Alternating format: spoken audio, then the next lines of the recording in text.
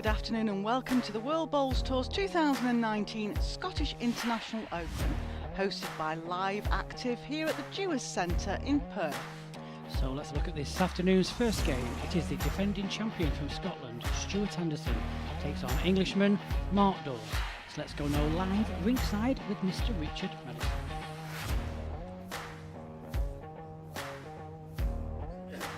Well, good afternoon, ladies and gentlemen, and welcome back to the Blue Portable Rink and your first match of the afternoon. Let's bring the players on for you. Former World Indoor Singles and Pairs Champion, British Isles Championship as well, ranked at number 10 in the world. It's England's Mark Dawes.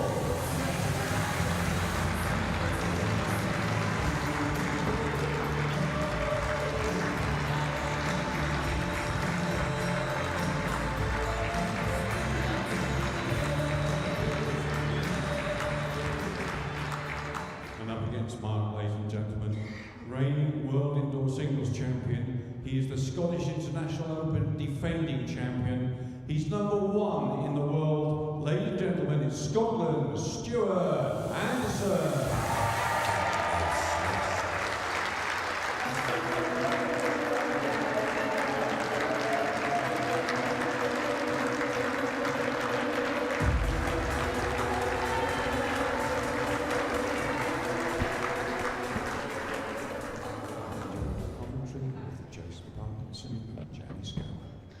Well, thank you very much, Richard, and welcome back, ladies and gentlemen, here to the afternoon session of the World Indoor Bowls Tour Scottish International Open for 2019.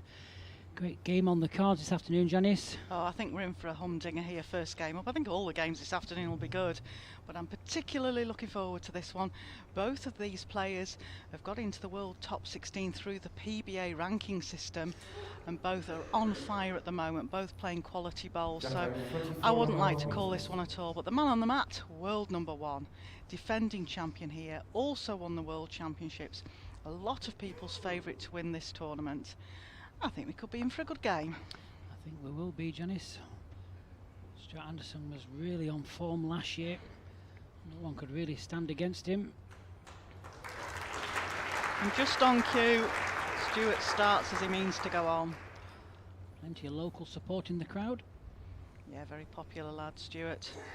He got through his first round game against Ross Tomlinson. They tied the first set. Ross Tomlinson played exceptionally well, hung on to Stuart Anderson all the way through that first set, but in the second set Stuart Anderson up to gear, and Mark Dawes convincing 2-0 win against Stuart Bennett. Stuart Bennett played well, but Mark Dawes came up with a couple of brilliant takeout bowls that made all the difference in that game. So I can't split these at the moment on the quality of play outside of the WBT events and inside the WBT events.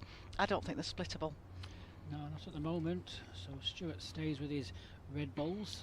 Obviously Mark goes to the bottom of this draw for this tie, so he swaps to green. He's had a little practice session out there. The players are saying it hasn't slowed up any, Jason. It's still running as quick as it was on day one, which it's been about 19 plus seconds, very quick. Very unusual for it not to settle down the portable rink. Still running very quickly. Yeah, that's right. As it tends to settle, it just tends to just loosen up a little bit, just making it a little bit slower. Some of the players normally just slightly swap to stronger bowls, but they're all staying with a slightly narrower bias bowl than what they would normally play with on the portable rink. A little bit colder today out there. It's just dropped 3 or 4 degrees outside. That sometimes does have an effect, but it's quite warm here in the auditorium.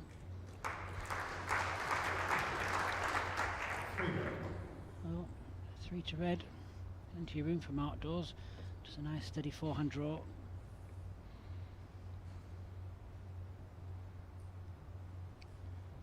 Down an interesting track if he's adjusts the pace. Needs to bend a little bit quick. A good saver. Yeah, be pleased with that. Gets in for second.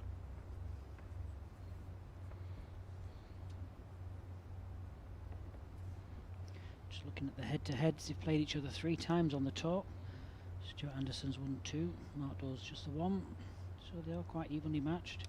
Stuart Anderson's played An awful lot more games. He's played 79 games on the World Bowls Tour against Mark's 40. This needs just to hold up and run now. Just slightly nip this. So a chance for Mark.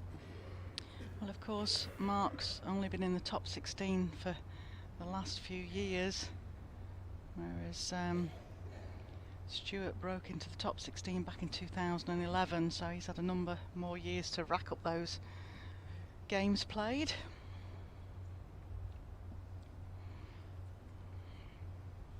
Playing down a tighter line, looking at getting to Stuart Anderson's bowl. If he can get to the jack, make a good 3 shots.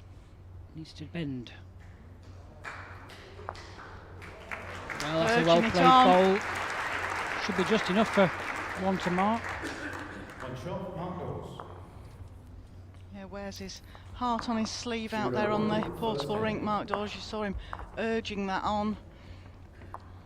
Yeah, and using the area. A couple of options, bowl or jack, were very good.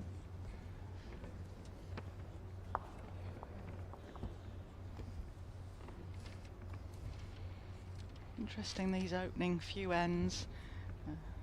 Selection of jack length from both players.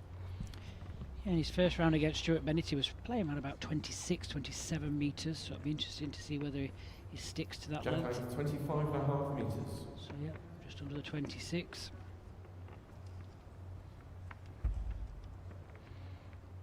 Both players used to playing a quick surface. Stuart particularly likes the fact that the surface is quick out there. Mark, one of the players that's very adaptable.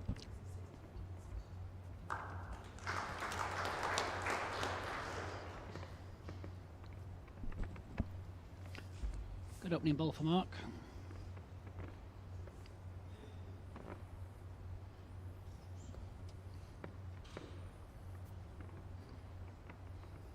Looks down a decent track here, Stuart. What's your pace like? Very good. Both players here have been former world pairs champions as well. Stuart with his good friend Darren Burnett, and Mark with his good friend Jamie Chesney. They've both, and interestingly enough in the pairs, they're both the leads in those pairings. Both draw players. But they've both got good runners in their armoury.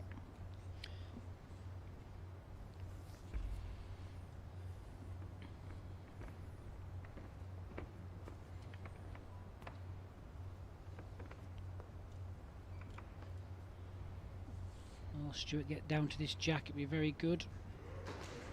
Here it comes. Oh, well played. 2 red.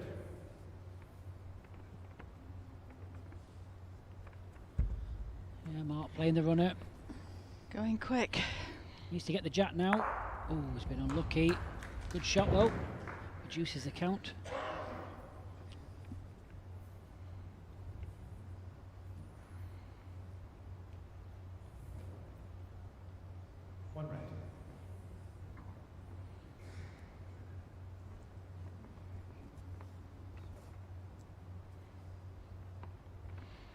Stuart really needs to get another bowl about here. He knows what Mark Dawes is capable of playing.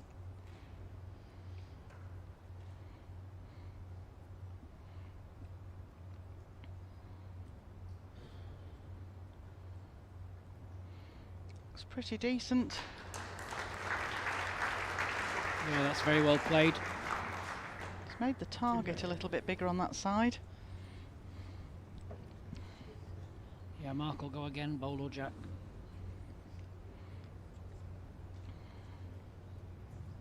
You can just get the 2 bowls without the jack. It won't give Stuart Anderson a lot of room. If he hits the jack, he wants to really go with it. Going again. Now, what's a clean jack? Oh, ends the gap. I was saying about this morning. This is mere fractions, millimetres missed by. And that can make the huge differences in this level of tournament and event. Sure can. There's a couple of options there. Could have got the 2 bowls, the jack. If it was slightly wider than getting the hole, he could have used the edge of his own bowl, but it was the hole he got this time. So, forehand draw for Stuart Anderson.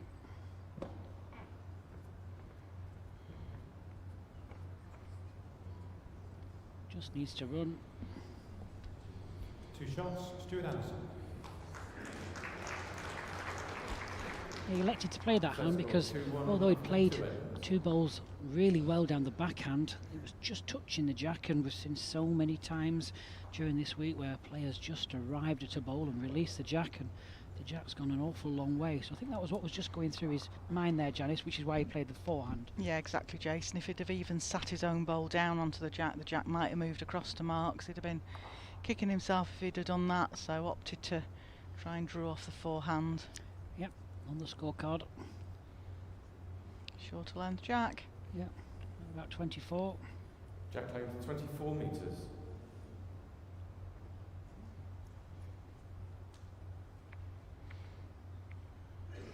Just showing off and removing the chalk off his bowl there, Jason, before he plays.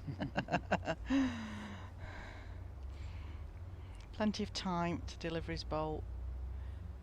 His first bowl, there is no shot clock. The shot clock only starts when this bowl comes to rest. And then Mark Dawes will have 30 seconds to deliver his bowl. And he hardly worries the shot clock. It hardly got to 29 there before he delivered. He's certainly one of the quicker players on the tour.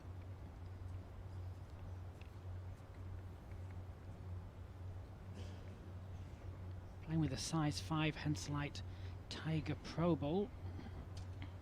Quite a big bowl. He's the only player in the top 16 at the moment that still plays with size 5 bowls. His Mark is well, most of the top 16 now play with either size 4 or size 3.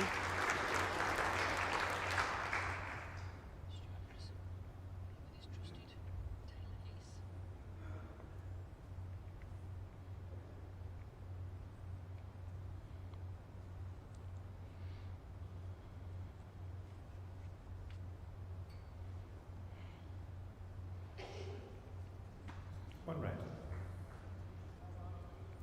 Your bowl, 15 inches short of jack high.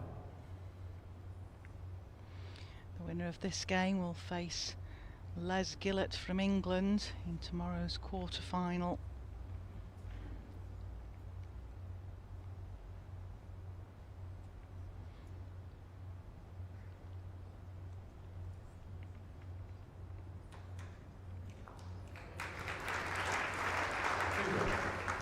Another well played draw there from Stuart, just 18 inches past the jack. Still room for Mark. Somewhere in between the two would be very good.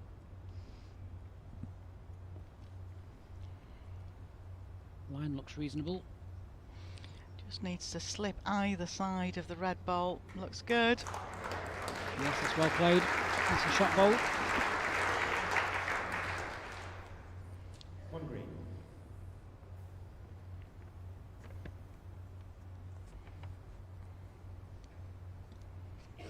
Stuart may just come down the forehand here.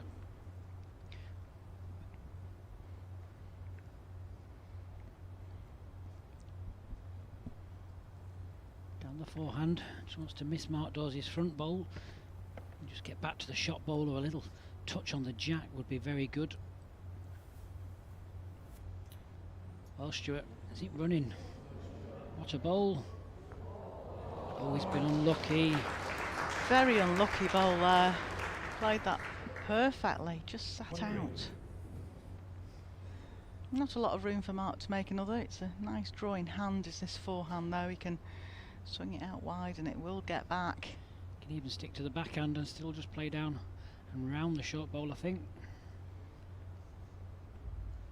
Again, just doesn't want to get to the jack, so the backhand is a safer option. Dead weight, it will swing.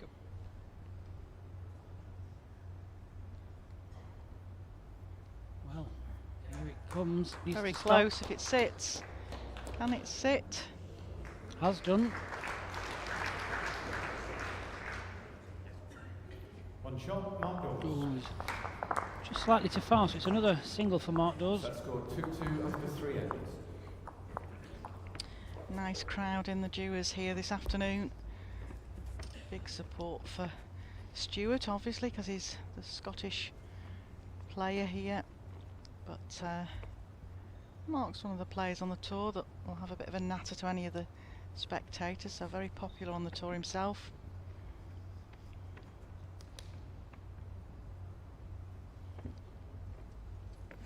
Jack length 28.5 metres. So going just slightly further. Needs to find a length that really suits him and his bowls to put the pressure on Stewart. This is a good opener.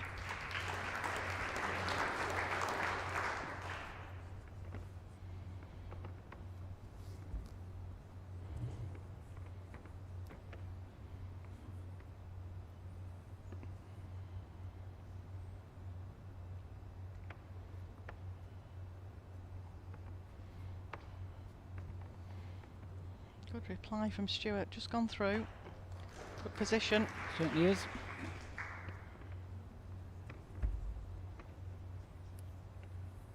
Seen a lot of players play this jack on the tee and just bring the mat just ever so slightly a metre and a half forward. I think the lines are just slightly truer, a bit more forgiving.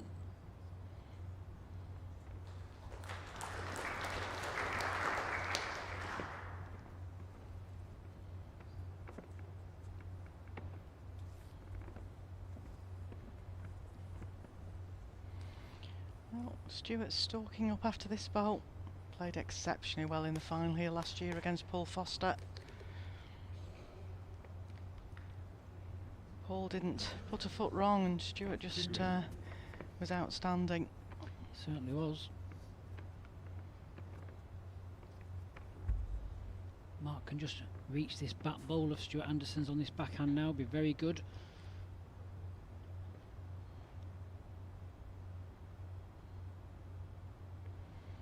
Great track, Mark.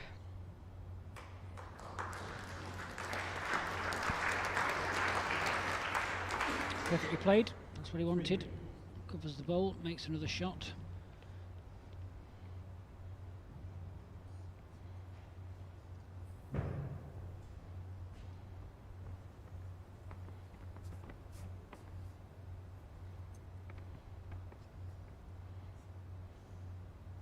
This won't be short.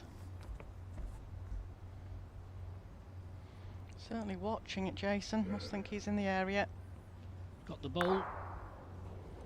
One away. Wanted the jack ideally, but wasn't far away. Hit the target. Well, Mark will be aware here that his ball went off the back of the rink and Stewart's got two balls just behind, so he won't want to set up another target for Stewart.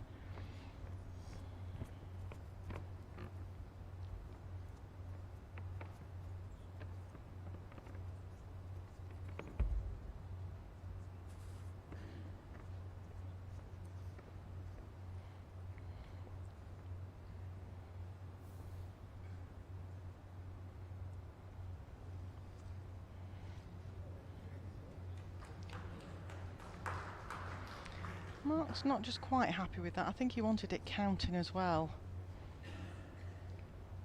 Well, it certainly splits the two red balls. Yeah, it's a good position.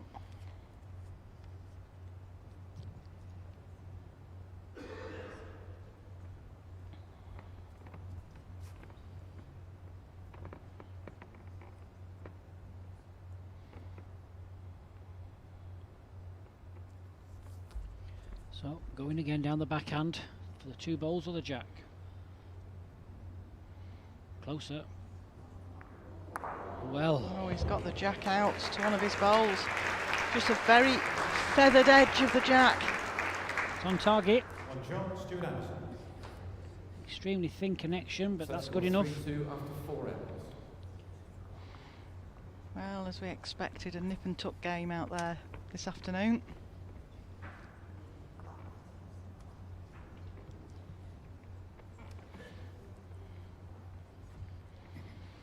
Mark Dawes has got his mum and his brother. John's out in the auditorium watching, and I'm sure back at home Stuart's good lady wife Claire will be tuning in. Claire A good player Jack in playing her for 26 own right. metres. Plays internationally for Scotland.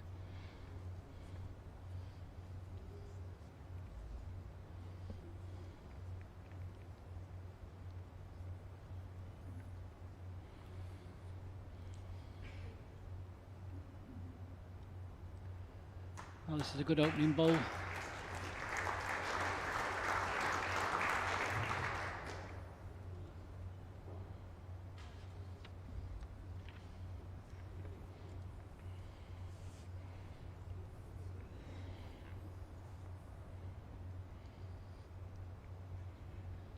is not a bad reply from Mark Dawes. Just wants to get inside the red ball. Sits down, it gets shot.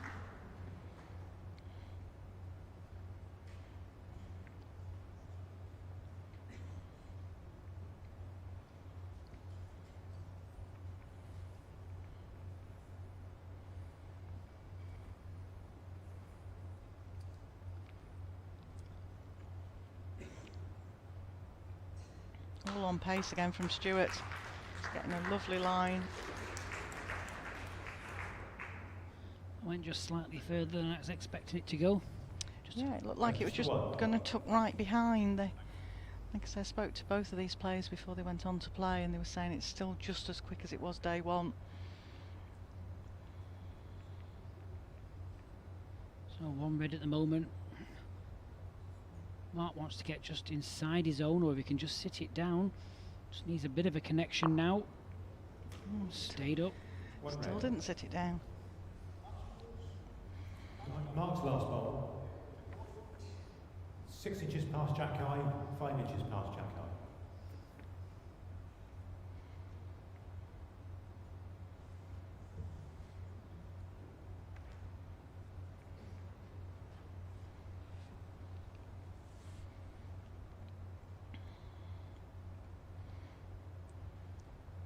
Stewart can get just down to this jack.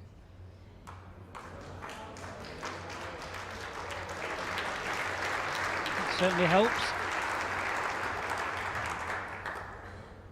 2 red.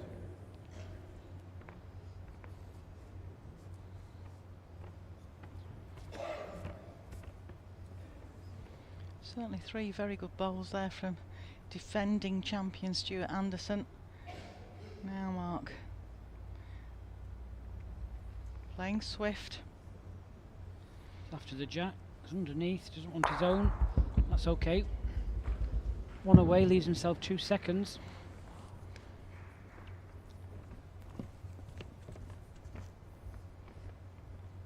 Red.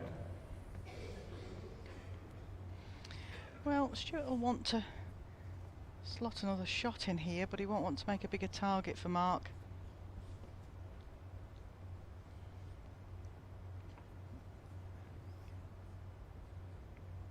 Play down to the green bowls. Yeah, on the forehand. You just get down to these.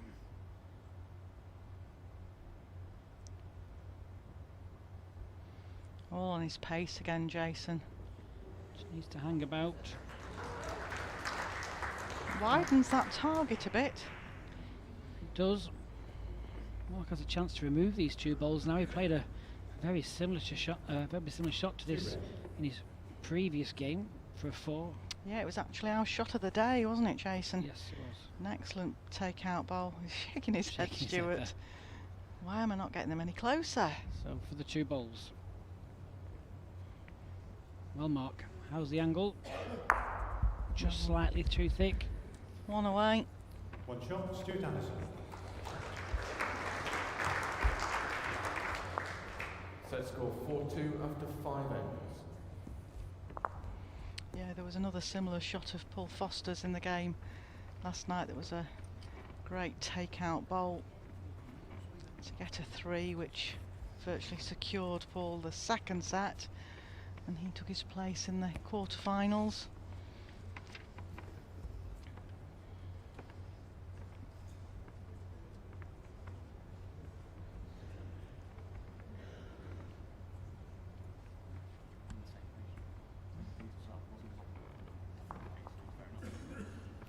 Jack playing 26 metres.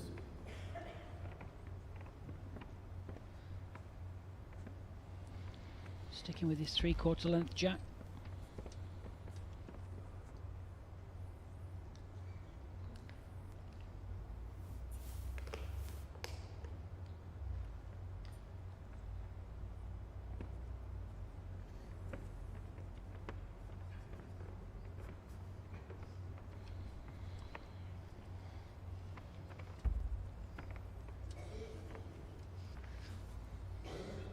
So left Mark a little bit of room with this opening bowl.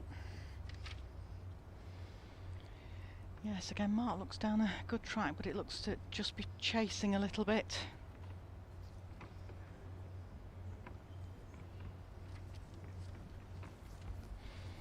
Mark Dawes has got himself into the top 16 by playing exceptionally well. He's not broken into the top 8 yet, and he's provisionally standing at 8 for next season. It's a better ball from Stuart. And although we said that a lot of the points are very tight between the players, Stuart's taken a lead over Greg Harlow at world number 1.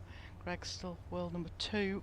There's quite a big shots difference between those two now. Red. It's all about getting as many ranking points as you can get in this first event.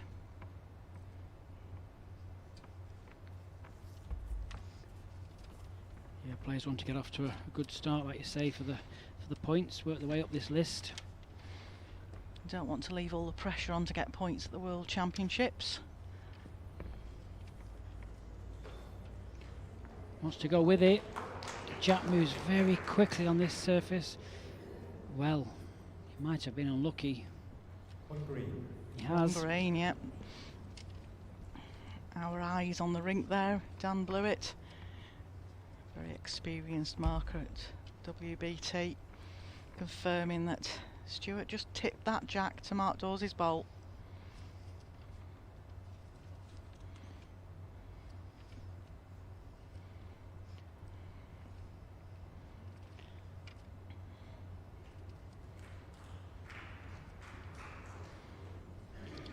Well, it's just slipped by, but it's in a receiving position.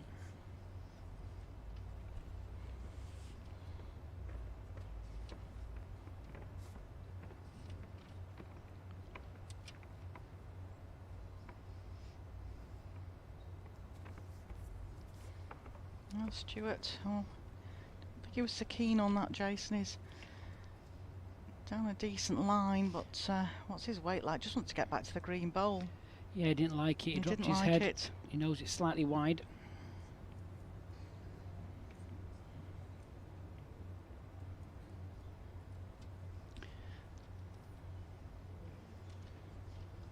Just needs to take a little bit of pace off his last bowl. Only a foot would do him.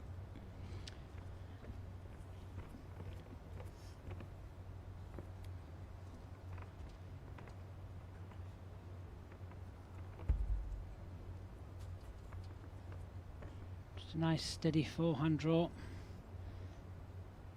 afford to be on the wide side. All about pace here. Looks down a great track. Oh, well played. That is a really good bowl. Initiated there by Stuart. So Mark takes a 2 to level up this first set. 2 shots. Mark Dawes. 4 shots apiece. Well, we did say before we started we couldn't split this game. We had no favourites here. They were both so evenly matched, and that's proving the case in this first set. 4-all after 6 ends, 3 ends left to play. We play 2 sets of 9 ends here at the World Bowls Tour ranking events. Yeah, looking forward to Potters in January. Stuart Anderson plays the Welsh qualifier, Daniel Salmon. That's not an easy game. That's not an easy game at all. Daniel's a quality player who's also qualified in the World Pairs with his pairs partner Damien Dubler, and they got to the final of the World Pairs a couple of years back, where they were just narrowly defeated by Les Gillett and Jason Greenslade. Yeah, that's a good opener from Mark. Mark Dawes plays the New Zealand qualifier, Elliot Mason. That's a new name to our qualifiers, Jason. Yeah, it's always good to see new names and faces, Janice. It is indeed, and as we know, the New Zealand qualifiers are very strong. Just needs to make the trip. Yeah, good reply. Might have just sat out. I'm sure Dan Blewett will let us know shortly what the situation is.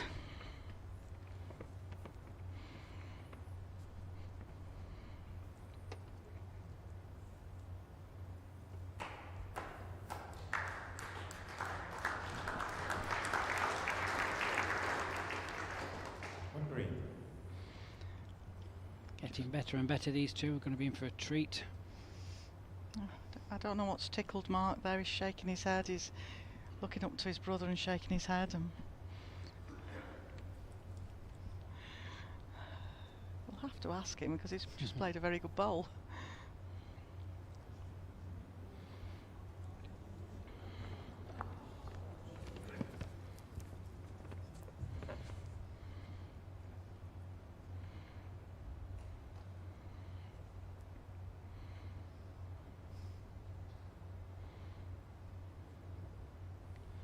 Well, Mark, we're looking to just tidy this head up a little bit, turn this jack round the corner. Just wants to settle. It was a good bowl, but like you say, it was just really after a piece of that jack take the sighting away from world number 1 Stuart Anderson. Just one still. It's still just one. But there is a big chance at the moment of Mark trailing that jack round the corner for a 3 or a 4. Stuart will want to take that away. Running for the bowl. The plant's good. Nice and thick on the plant, he's underneath it.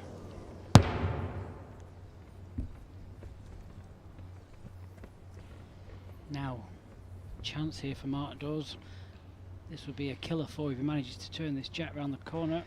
Yeah, we've said time and time again, Jason, if there's an opportunity, you've got to try and take it, especially at this level. It would leave Stuart with only one bowl to reply. Doesn't need a lot off his last bowl. Just bring it in that bowl. Could even get a glide off Stuart's short red bowls. Mark's asking it just to settle a little bit. Just not going to get back. Oh, you hear the familiar "oh, Mark." Knew that was a big opportunity, very disappointed with that. So wears his heart on his sleeve out there on the rink.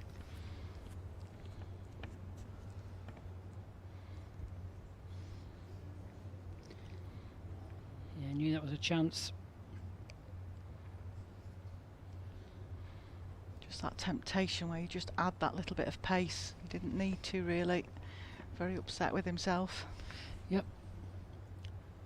Forces Stuart on the draw now. Stuart can't afford any jack movement there if he hits that plant again, so just looking for dead pace. It's not going to reach. One shot, Mark Dawes. Set score 4-5 after 7 ends. Be interesting to see if we look back at that end as a crucial point in the set.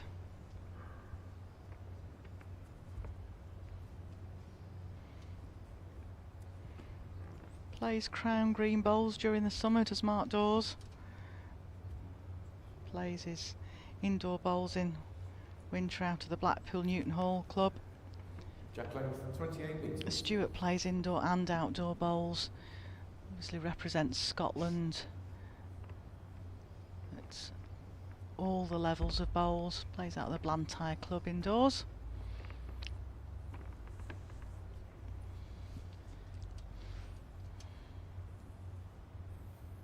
So Mark looking for another good opening bowl this end, and he's found one.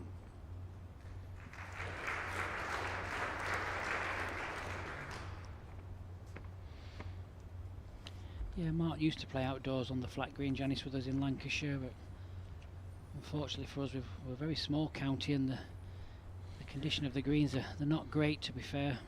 The crown greens are always a lot better. I think he's got a young family as well, so he specialises at the indoor game and just plays the Crown Green game for a bit of fun.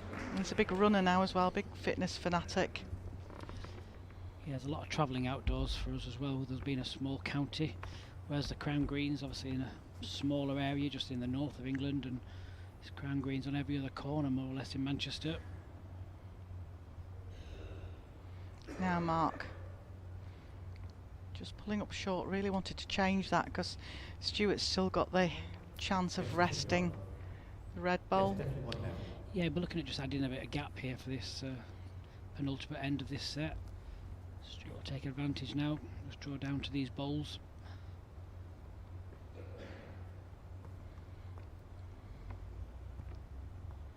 Can just get in tight now behind the green bowl. Oh, might have just overplayed it. Oh, he's rocked his bowl again though. Squeezed it. Still one green. So it's awkward when two bowls are sat like that, because any sort of shift, if the red bowl does sit fully down, it would possibly push the green bowl out of shot position. Yeah, Mark has got the same shot as Stuart. Just draw to this shot bowl back on the jack would be very good. Looks close. In the air, he's got it nice and firm. Wants to sit backwards. Enough. It's two. His bowls are not wanting to sit down today.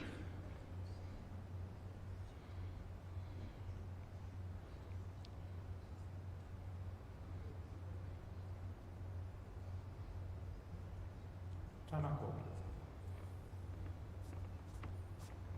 Two green.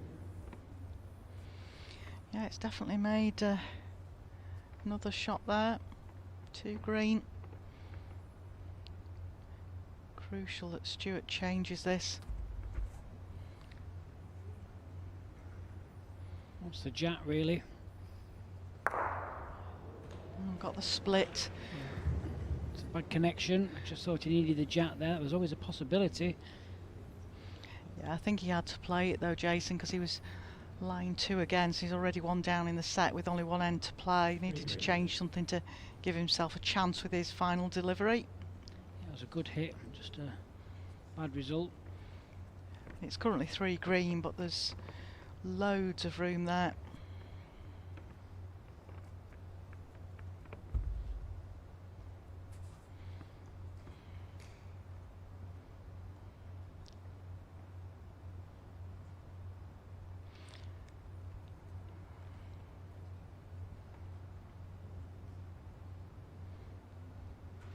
Well, it's counting, but Mark Dawes would have wanted that an awful lot closer.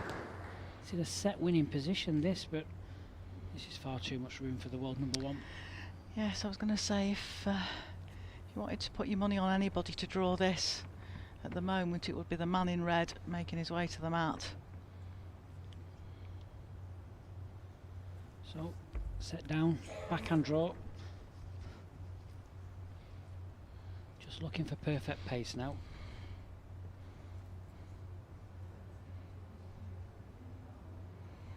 Yeah, there we go. Great bowl there from Stuart. Certainly Great was. conversion bowl to open the head up, and then made the most of the space that Mark Dawes left him. One shot, Stuart Anderson. Stuart has 4 timeouts remaining. So we Set go into score this 5-5 after final end all level. This is Well, going to be played like a tie-break end. we said we couldn't split them, Jason, and it's proved so in this first set. It doesn't matter how many really they count at this end, it's just whoever wins this end wins the first set. Simple as that. Yes, definitely. They will definitely just play this like a tie-break. No point in building heads up. First one to win gets the set, so Stuart going short. Jack length 25.5 metres.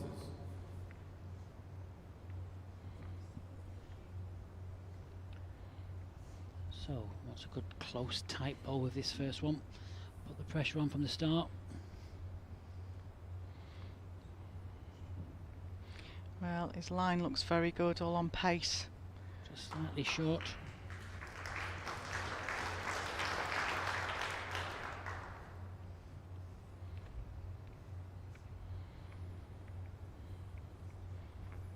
You can feel the tense atmosphere out in the auditorium.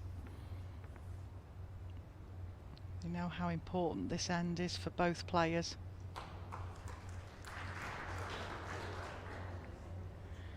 Again, Mark Dawes' bowl, and just not sitting down. Now Stuart, just a slight alteration of line. Wade was very good with his first.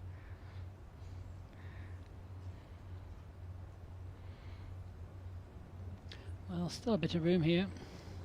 18 inches will get the shot. Your ball, 2.5 feet past.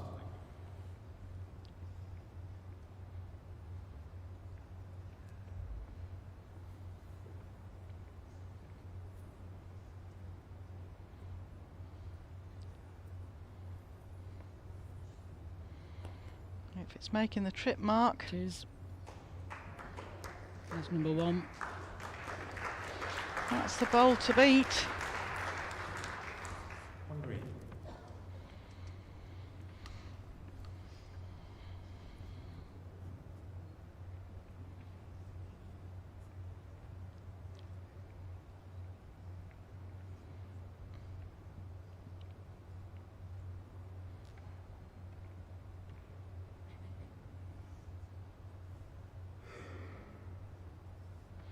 Certainly watching this, and normally when Stuart watches a bowl he thinks he's good. He's Get to watching this. He's watching this. What a great bowl, Stuart Anderson. While you viewers were watching that bowl come down, I was watching Stuart Anderson's body language, and you could tell he knew he was good. Tit for tat this end, so Mark's just going to have a look at this.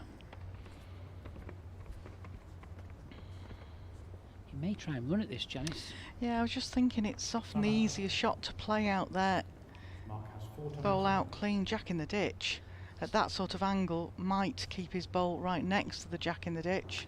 Yeah, there's a few options there. He can be a little bit fortuitous if he's just on the narrow side. He can use either of the short bowls. He can either plant one bowl onto the other. So there's a few options here. Just play the backhand and pick your pace. Going quick for the jack. He's certainly watching it. He's certainly watching it.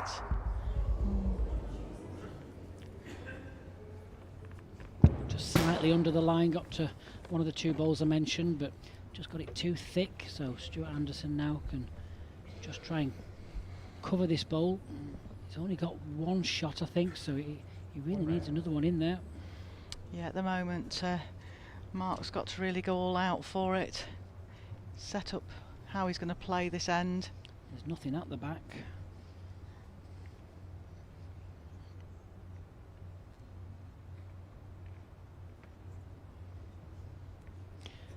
Well, Stuart's going for cover. He's saying if you want to go and hit it, you hit it. Yeah, I think that's not a bad move from Stuart. Doesn't want to make the target any bigger. At the moment it's a bowl or jack situation, and if he gets the jack now he's got to stay with it. It's a well-placed bowl because it covers obviously the best back. It's got the 2 spots there as well, so if Mark does hit the jack, he must come with it. Yeah, got to stay with it. Doesn't Ideally he wants the bowl. Yeah, doesn't want to kill it. It's in the area. Doesn't want the jack. Oh, doesn't want the jack. Been unlucky. So it'll be Stuart Anderson will take this first set. Well, he got the target bowl he wanted, but didn't just go for him. Needed it out clean, didn't want any movement on his own bowl. So it's Stuart Anderson, defending champion, world number 1, takes the opening set by the narrowest of margins. Picked up a 2 officially on that last end, but 7-5 is the official score, but it really was by the narrowest of margins. He was unlucky there, really. Stuart's well-placed bowl, you know, forced Mark just to try and play the ball away without the jack movement. Just got a little piece of it, but also the shot ball went with it, Janice, as well. Yeah, that was the problem there. But he was in the target area, you had to just hope then. Hope you get that little bit of luck. Yep. So, second set of this first game on this afternoon.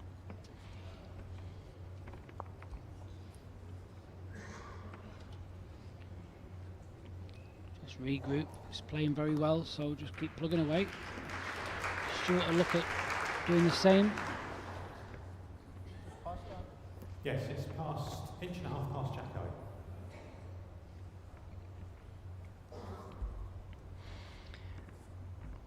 Well, normally at this point in time we say that the person that's lost the first set needs to up the game, but I feel both players are playing so well. Again, it could be very, very tight this set.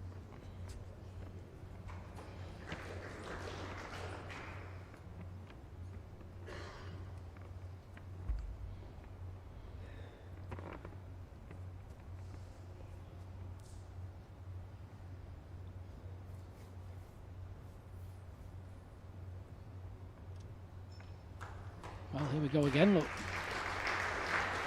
Certainly a great start.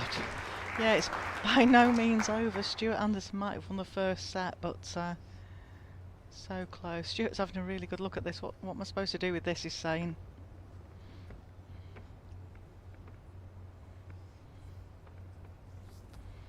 Going to change something.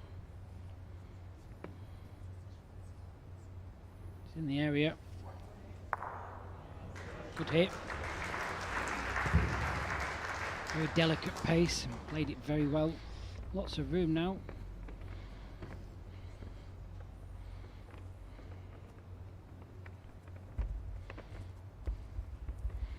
Do mention that both of these players lead in the world pairs, but they're both very experienced skips as well, so both used to playing to displace Jack.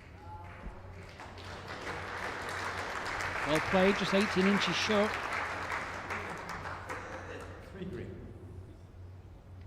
Stuart Anderson, 2 balls remaining. You can see from the pictures there. Finished dead centre with the Jack. Stuart won't want to lose this bowl. Let's try and get a close bowl in. Decent second would give him something to work with as well.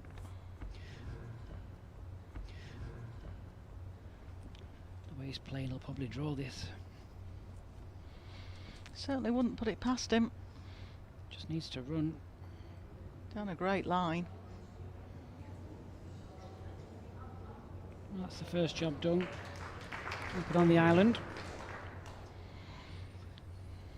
And he knows the line as well. That ball only needs another 2 feet.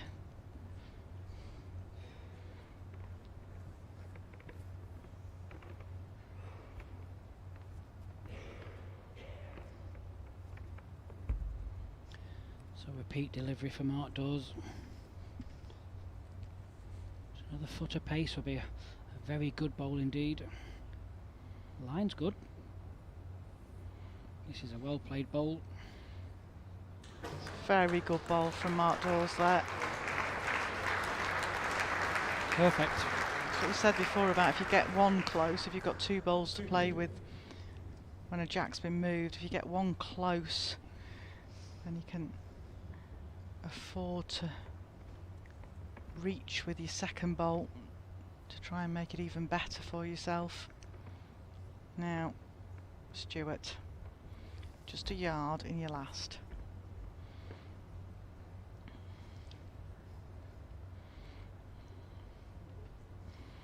What's the pace like? Well, he's watching it. Certainly looks Needs to stop. interesting. Needs to stop. 2 shots, Mark Dawes.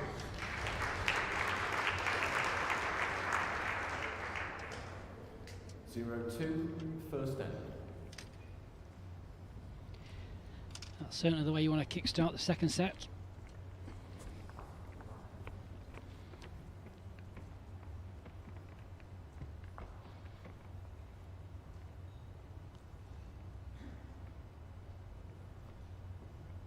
Jack length 28 metres. 28-metre jack.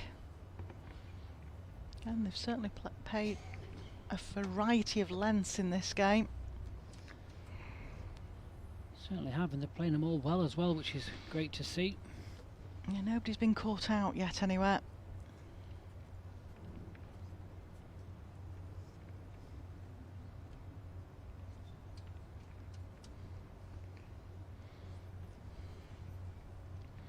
Stuart Anderson is another one that does a lot for the disabled events. He opened the opening ceremony for the indoor bowls at the Special Olympics 50th anniversary games in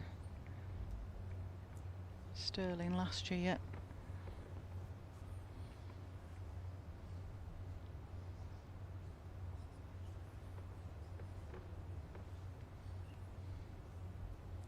Needs to hold up, it's going underneath the jab.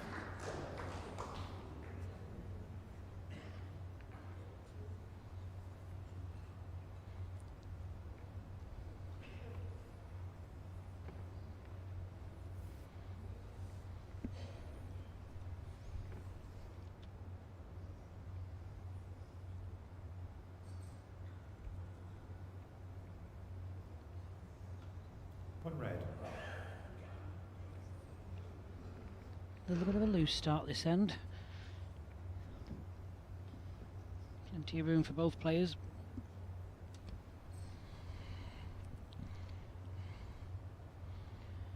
This is certainly making the trip as well. So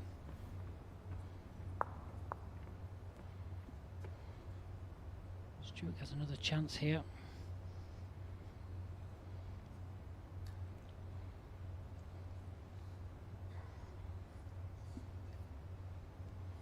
Nice wide line with those good swinging bowls.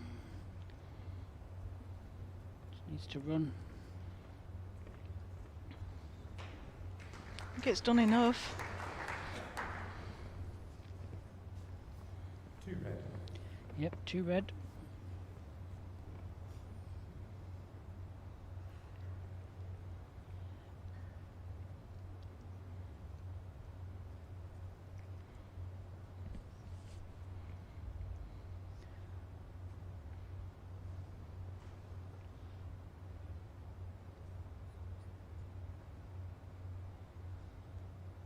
The line's good.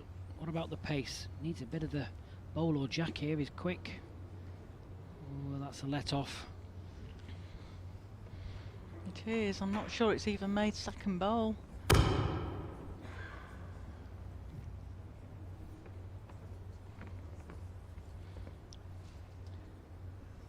Dan Blewett just having a look. Definitely 1, still over 2. Still favours 2. It's definitely 1 to Stuart Anderson. Time out call.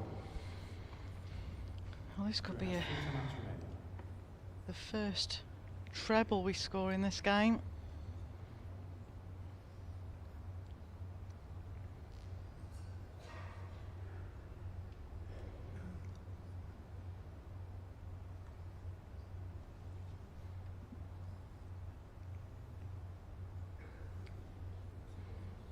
As he gets That's just doing enough. under.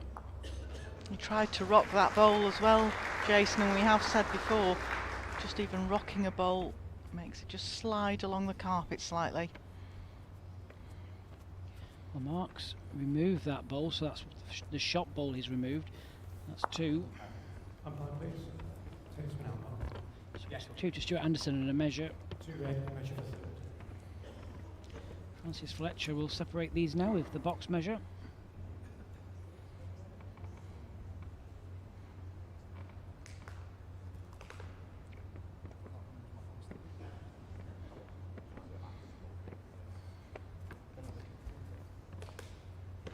They normally go to the bowl they fancy first.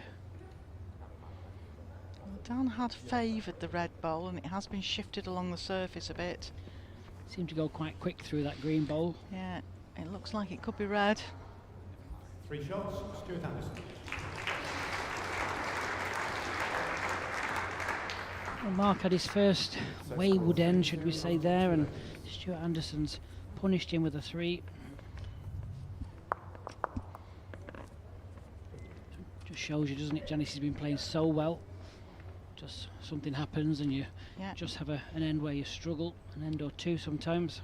You can't say it's a Jack length 25.5 metres. lack of concentration. It can just be anything. It can be the fact that your first bowl was 4 feet through, so you over adjust with your second and then over adjust with your third, and that's where we've seen some of these counts appear, 3s and 4s in the last few days' play.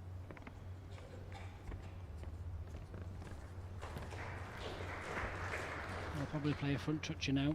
We'll be back to normal. Such a weird game. Normal service resumed. Yep.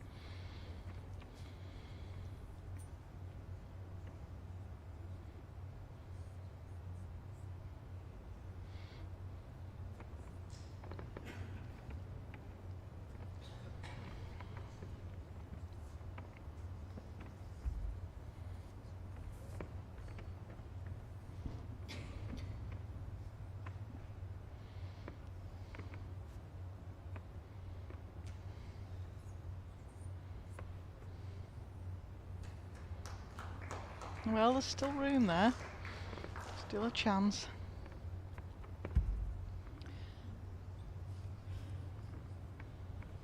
Well, down the forehand.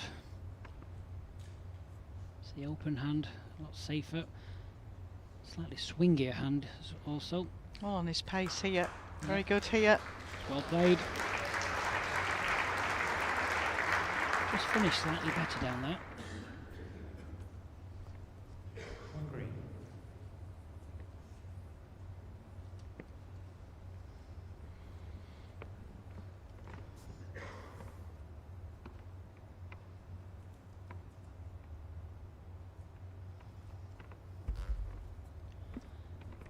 Similar shot for Stewart. Even if Stewart just gets to the outside edge of Mark's bowl, it'll push the jack across to his own wing bowl. Just needs to bend.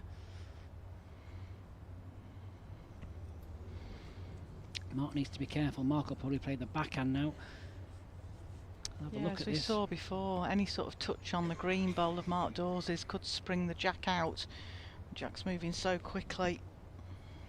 Yeah, just a backhand draw. He can get in between the two red bowls, work his way off the wing bowl. That'll be enough. Doesn't want to release this shot bowl from the jack.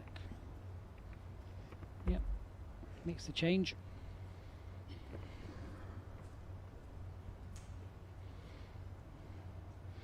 Really just needs to slip past the short bowl. Doesn't want to promote it. Probably just a foot short there. I think his line was very good if it had just slipped past the short red bowl. Stuart could play underneath for this bowl if he wanted to. Just lift it away. Any touch on this forehand will give him the shot. He can use his own short bowl to get back to Mark's. So we're just arriving. Now he's in the area. Certainly down a nice line for it. Nice crack and egg on the bowl. Well Oh, played. well played, Stuart. Made a great adjustment from his previous delivery. Certainly was. That was a great bowl. Now pressure back on Mark Dawes. Mark's placing his foot where he might be able to Time out. play both of these bowls away here, Janice, and without Time out. touching the jack. Depends on whether the nearest red bowl locks into that head or whether it travels through the gap at the back. It's all about angles here. Just concentrate on hitting the target. And for the two red bowls. Well, you heard that Mark was very unhappy with that bowl. Shots, Stuart Anderson. Said, come on, Mark. Missed that. That's two ends Set score 5-2 after 3 ends. to Stuart Anderson, a 3 and a 2. 5-2 lead after 3 ends. Don't forget, Stuart Anderson won the opening set by the narrowest of margins.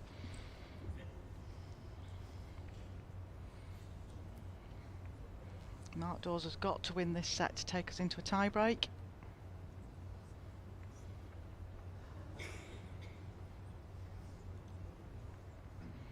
I think a lot of people think of Mark Dawes as quite a quiet chap. He's quiet round the side of the greens, and we play at the same club, as most people are already aware, and knowing him well, he certainly lets people know if he's played a bad bowl. Just gets mad at himself, Jason, not anybody else. He's No, a exactly. pleasure to play bowls with. But he just gets mad with himself if he hasn't played a good bowl.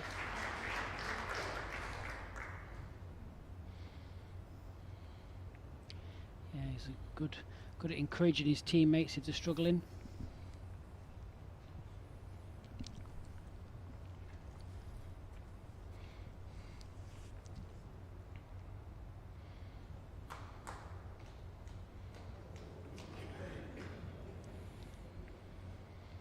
Sigh from the crowd there, quite an appreciative crowd here. Love the bowls. It's nice to chat to people in the cafe area, ask questions. We'll try and chat to people as we go.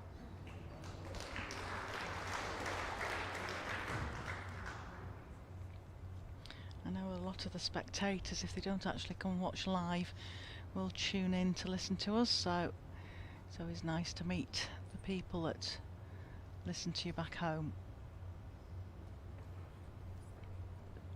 Just slightly overplayed again. 2 red. Won't want to let Stuart just slip away now this next couple of ends. He'll want to close this gap. Now just needs to regroup, does Mark. He's just had a couple of ends that certainly didn't go his way.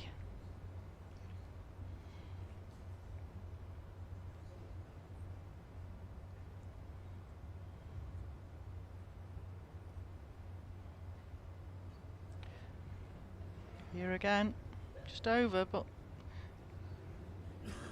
in the area. Splits those 2 green bowls very nicely. Yeah, he's let Mark off there, I think. Bit of a loose end all round. Be surprised if Mark doesn't beat these 2 with the next 2 bowls. All on his pace again.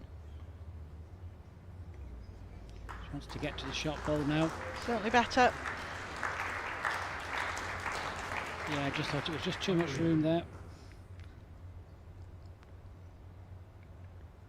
Stuart can play down the forehand, arrive at Mark's ball, turn the jack.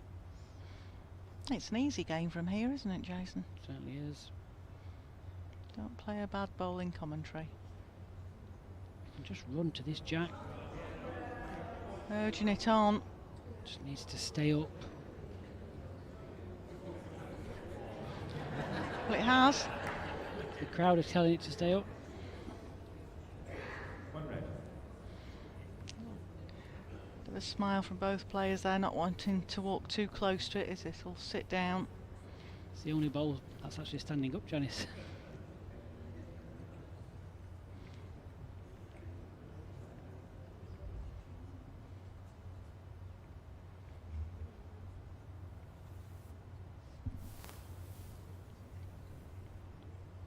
Too quick. 1 shot, Stu Hansen. Set score 6-2 after 4 ends. Well, the ends are starting to drift away from Mark Dawes now. Really needs to get on the card at the next end again. 4 in it, 5 ends to play.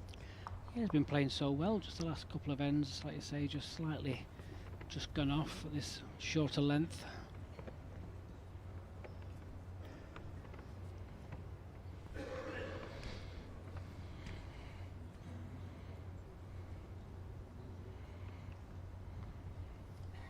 Jack length 26 metres.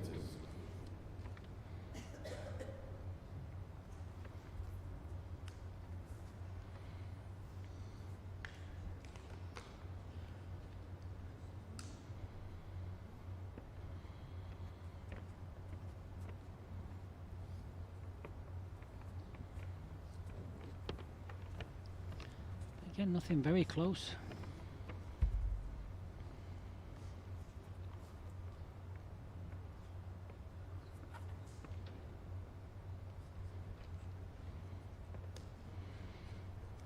This needs to ease down a bit.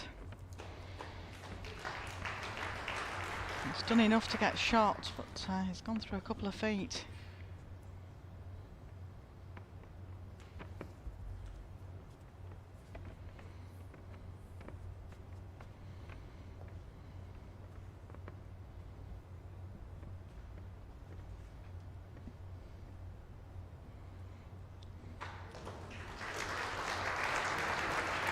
And that's the trouble when you leave Stuart Anderson some room to draw.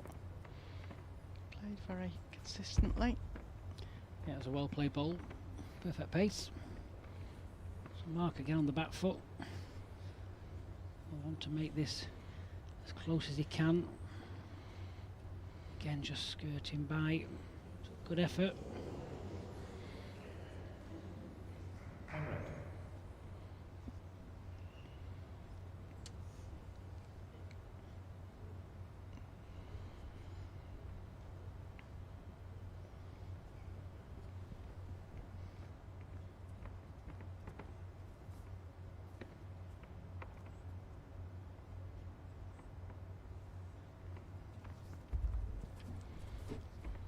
Stuart just wants to get another bowl in, but doesn't want to tip his own bowl and open up the head at all.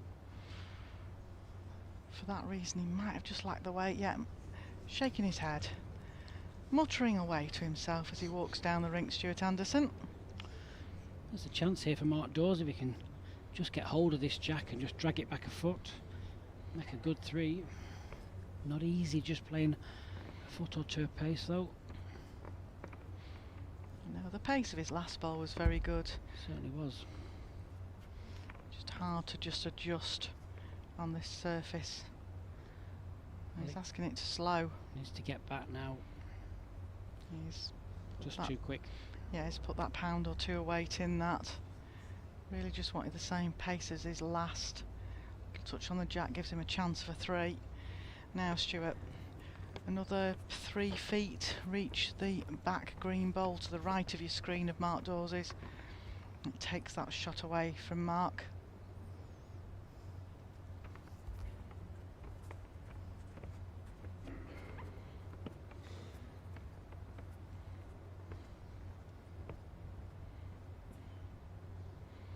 Start to swing now. Wants to get on the inside of Mark's bowl, and it has done. Great bowl, great position. Mark has the best back here. He may decide just to go a bit firmer. Slightly easier pace to play harder, I think, Janice. Yeah, I think just trying to play that 2 feet on again is a dangerous game to get into, because if he just misses it again, he'll be mad. I think if he runs at this, jack through, you say he's got best back. Yeah, I think now Stuart Anderson's covered that little delicate trail. I think if he plays for the jack, he only has to hit the jack. He can try and just kill it off any of these back bowls. His bowl's going to travel through with it, so he'll counter two by hitting the jack. Needs to be in the target area. You'll hear whether he is or not, because he'll say, oh, Mark, if he isn't. So down for the jack. Likes it. Likes it. It's the jack. Oh, what a bad connection. He has been really unlucky there. Really, really unlucky. 3 shots down. If this jack has gone back to a minimum length, it's got to be 20 metres.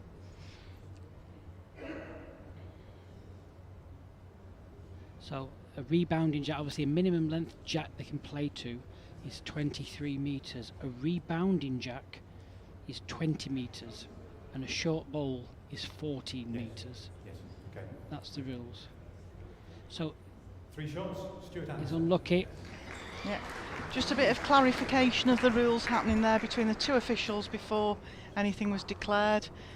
That jack had to be 20 metres from the mat. I thought we might have seen the measures come out there, but both the 2 officials out there, Francis Fletcher and Dan Blewett, very experienced. I think again Francis is just explaining the situation. If it had gone further up, it would have gone on the respot, which would then have given Mark Dawes 2 shots, so a big difference there. Yeah, I think that's probably just going to be the deciding end now, Janice. Mark played an absolute pearl of a bowl there. Clean jack towards the back, 2 or 3 shots. It caught one of the back bowls and rebounded, and unfortunately for Mark, it was 3 to red. Jack length 24.5 metres. Yeah, I think that's why you can hear a little bit of muttering in the crowd. They'll settle down now when the first ball's sent. But just to clarify to you those rules, the jack has to be, when it rebounds up, at least 20 metres from the mat. So the two officials just confirmed that it was. So the jack stays where it is. If it hadn't been 20 metres, it would have gone on the respot. To the side of the rink where it was, yes. Exactly. Yes, and when you play a blocker, a short bowl, people think you can just step in front of you and place the bowl. The bowl must travel 40 metres for a blocker. Always worth remembering. Nice to see the crowd being appreciative of Mark Dawes.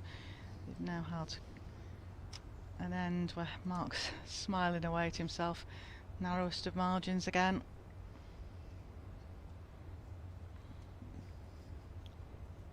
Yeah, that was dreadfully unlucky at a crucial moment in the game. But Really unlucky, big change of score there. yeah, he's not let it get to him. He's played a good bowl. But he's got to be picking up counts now. Yes.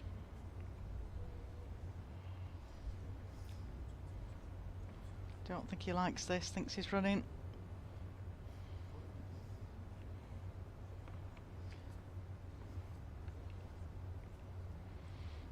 Yep, not ideal for the Mark Dawes cause.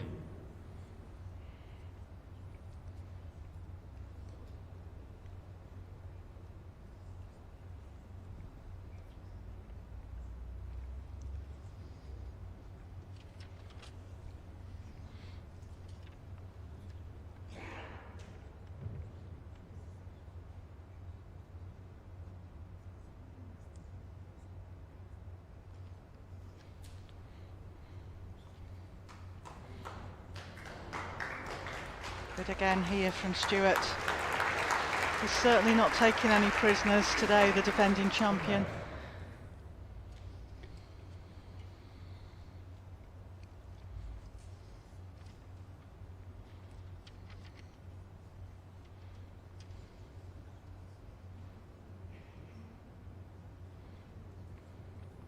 In the area, Mark. Nice little touch of this jack.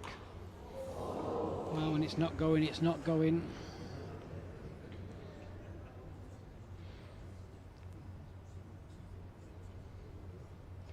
Stewart will probably just draw down the forehand now and match those two bowls and get to the nearest green. Yeah, well at the moment Mark's got the place. chance of drawing the jack away to those two green bowls, so Stewart will take that chance away, the way that Stewart's playing. Hope that's not commentator's curse, but I would think Stewart will be down in the area of these two bowls to the left of your screen. Coming in now nicely. Still a chance. But it means Mark can't thin the jack now. Has to get it solid.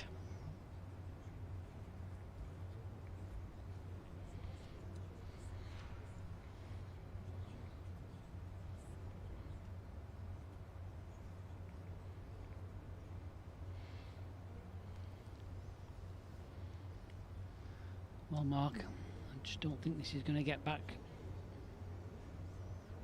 Lucky, very good effort.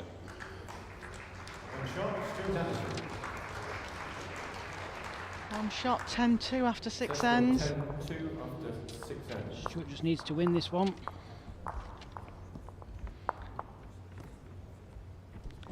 Quite amazing really, having had such a tight first set. It's just gone Stewart's way in the second set. He's played some outstanding bowls and Mark's just struggled.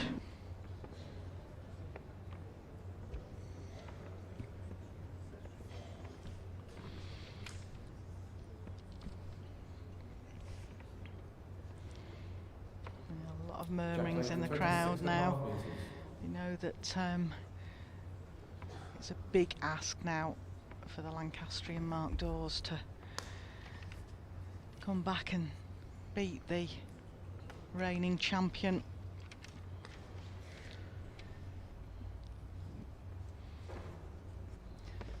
Don't forget there's still more games for you this afternoon, so stay with us here on the BBC Sports site.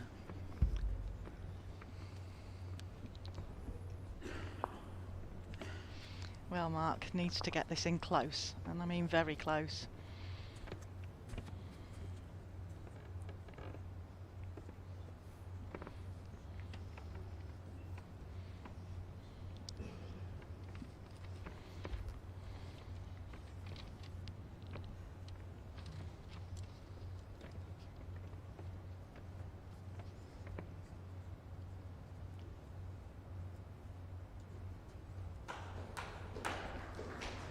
Here again, well played. Two good opening balls there from Stewart.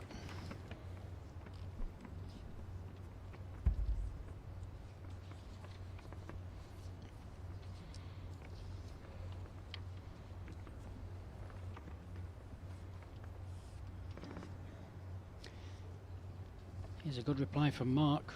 This is the one. Excellent adjustment, just 4 inches short.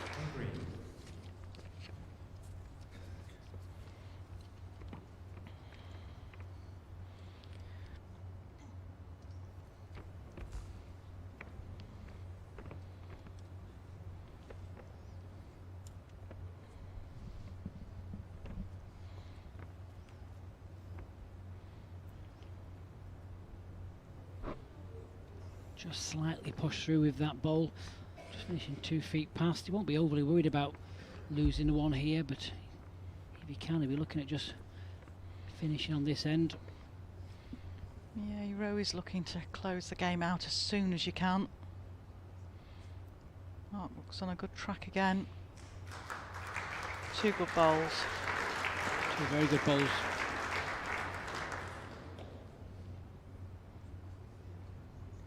Dan having a good look at this, not sure whether it's... Yeah, it's made 2. That's 2 good bowls from Mark Dawes there. If he can just reach and rest off his own bowl, Stuart Anderson, if it sits down, it's a chance of getting shot.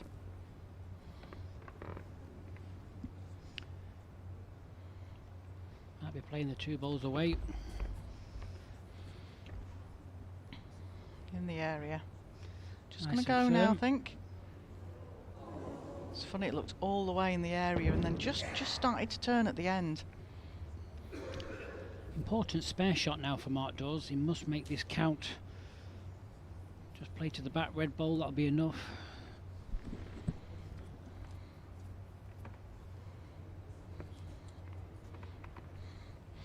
Still a huge ask with only a couple of ends left, but gets 3 here.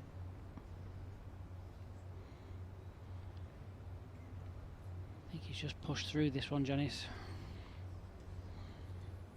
2 shots, Mark Dawes. 6 shots behind and a set he's got Set to score win. 10-4 after 7 ends. Needs 7 shots in 2 ends off the defending champion and world number 1. It could be at start the car moment. Yes, I thought we might see a big change in length here just to try and change things. Shorter length jack. Now, have we got this to the tee, Mark? Oh, he's turned his back on it. Has to reach the tee. Oh dear. It's a bad miss that, because this 3 metres isn't the Janice behind the tee. You don't actually have to balance it on the tee. You can play anywhere behind that tee. Yeah. And he knew as soon as he'd let it go, Jason, that it wasn't there. Turned his back, he almost picked up the mat and passed it to Stuart.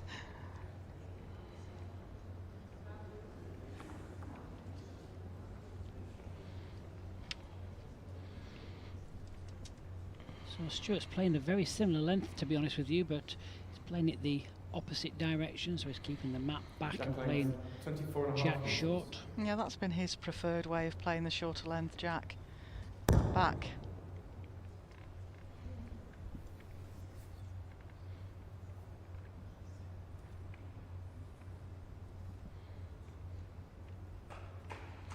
It's a good opening bowl.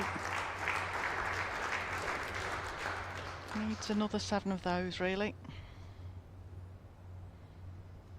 All Stuart Anderson's got to do is stop Mark's scoring a count.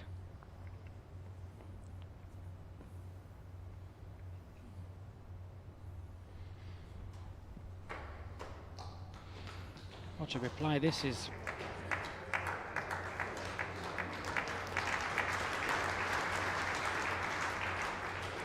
Agreed. It's 1 green. Doesn't make it any easier for Mark. Any touch on the jack and the shot will go to Stuart.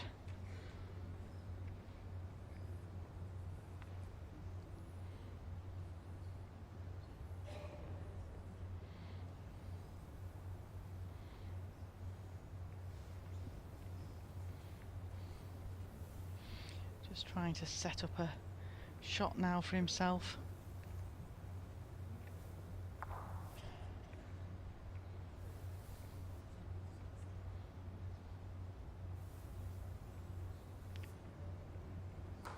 Look at this.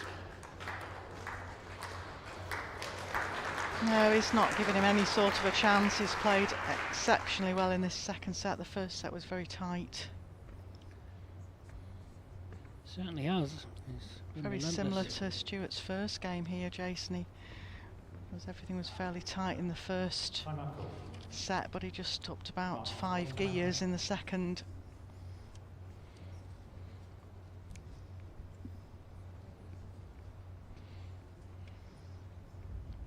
Trying to change something with this ball. Just slightly wide.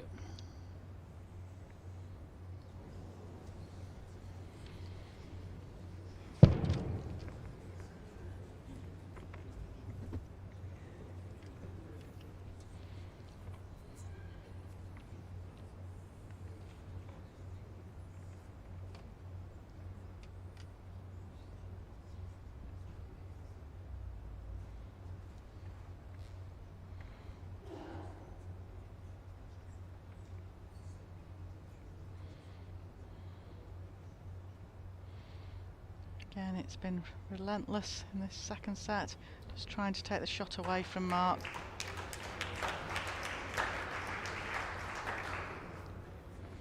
How do you get a 3 out of this?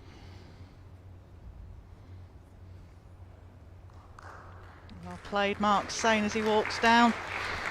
And certainly that was a superb game of bowls from our world #1 and defending champion, Stuart Anderson. First set very tight all the way, but Stuart just nicked it on the last end. Second set, he was outstanding, and it's Stuart Anderson that goes through to play Les Gillett in the quarterfinals tomorrow. So let's have a look what's coming up next. We've got Andy Thompson against Robert Paxton. Stay with us here on the BBC Sports site. We'll be back with you in around about 5 minutes' time.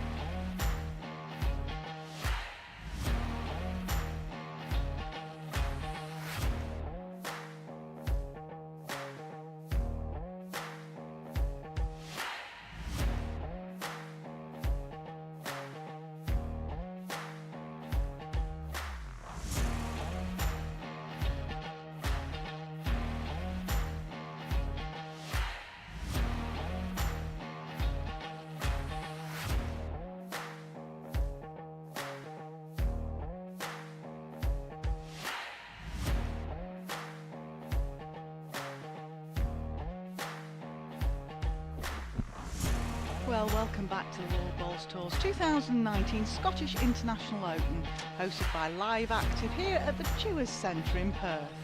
Next up we have an England affair, so it's Andy Thompson MBE to face Robert Paxton. So now let's go live rinkside with Mr. Richard Madison. Well, ladies and gentlemen, welcome back. Let's bring your players on for this match. It's a former world indoor champion with over 100 caps for England, 6 World Bowls Tour titles, and he is probably the statesman of bowls. Please welcome England's Andy Thompson, MBE.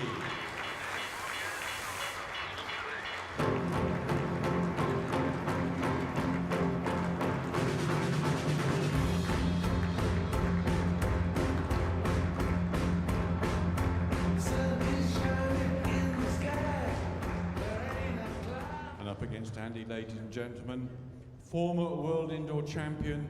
He is the reigning world mixed pairs champion, world ranked at number 8. Let's welcome Robert Slippers Paxton.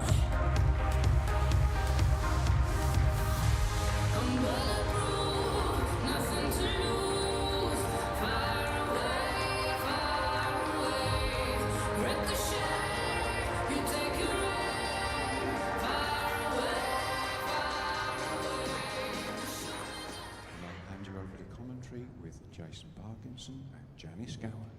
Well, thank you very much, Richard, and welcome back, ladies and gentlemen, to this BBC Sports stream here in Perth for the 2019 Scottish International Open. Yeah, another good game on the cards here, Jason.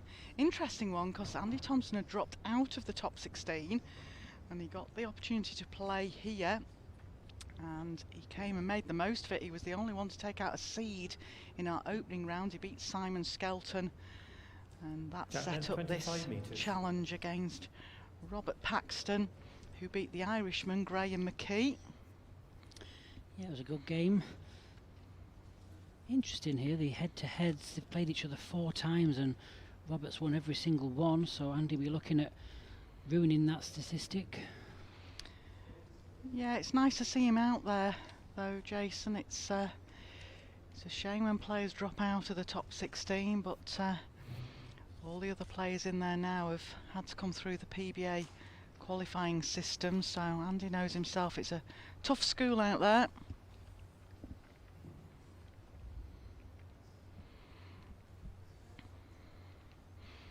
All about settling in, especially when you're that second game on in the afternoon. You've not had the half-hour practice before end. You only get 2 trial ends, so a little bit cooler in here this afternoon, so I'm not sure whether that's affecting the pace. It certainly didn't do for the previous game. We'll see how this match keys up with the first few ends.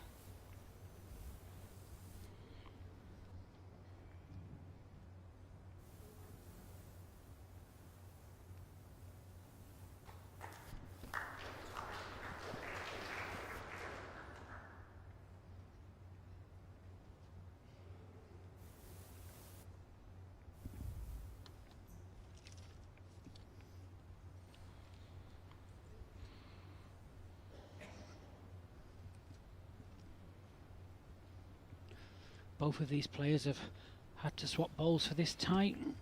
Yeah, that's the interesting part for Andy, because he's been so used to being in the top 16 and playing in red his first game. I bet it was unusual for him to turn up and have to play in green a first game, but back to his familiar red.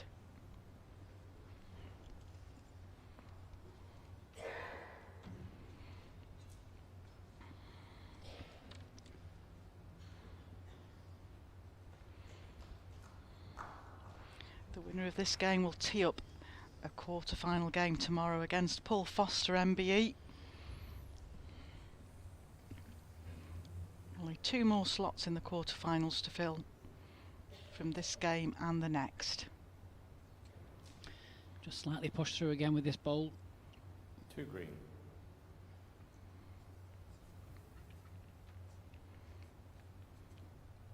It is the quicker of the forehands, as I've mentioned before.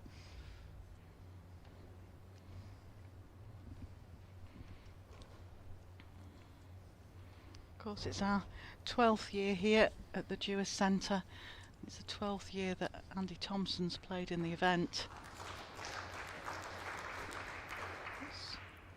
Still a bit of room there, but it's good to be holding 3 shots on the opening end.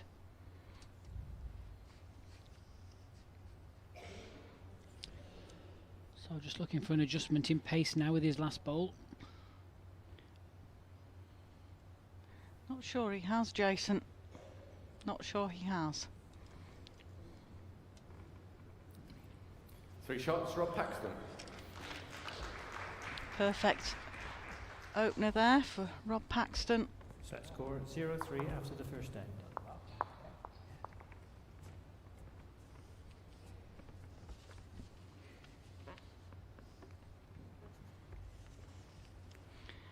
World number 8 at the moment, Rob Paxton, but drifting out in the provisional rankings to 10 for this next season. Had a couple of seasons where he's just not tied the results together.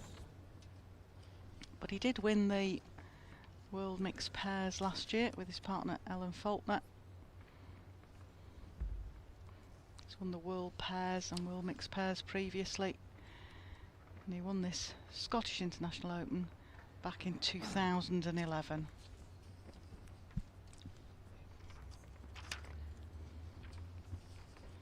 A little bit of room for Andy now. I want to drop onto a length as fast as he can.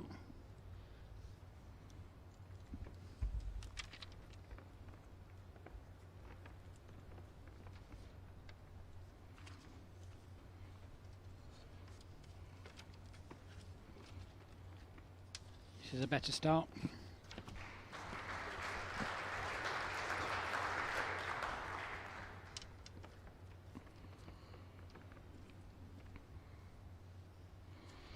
Yeah, we were mentioning before, Jason, about the rankings. I mean, Rob Paxton's slipped down slightly, but he's still firmly in the top 16, whereas Andy Thompson has actually just slipped out of the top 16. So it's a big battle for points for him.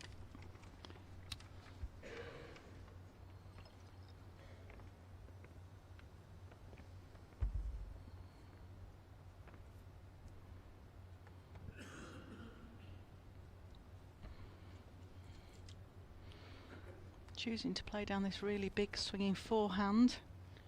He's playing it well. In the centre of the rink again. Gap on the shot ball 4 inches. 4 inches.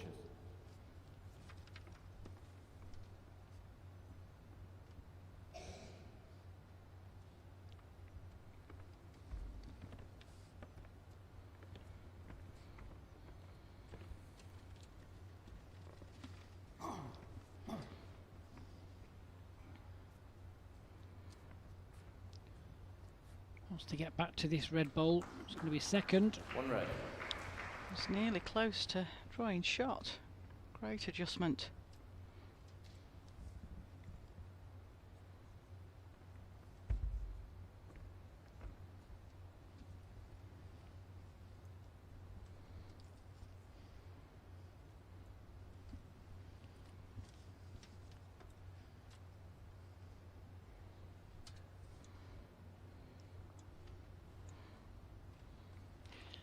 More consistent end here for Andy. Three bowls round and about. Certainly is. Starting to group them now.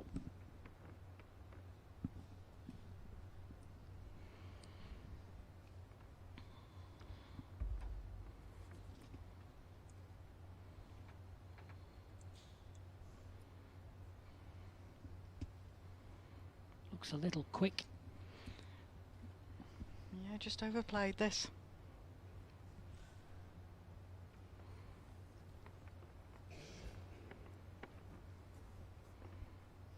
Chance for Andy. Played 3 good bowls at this end. Only holding the 1.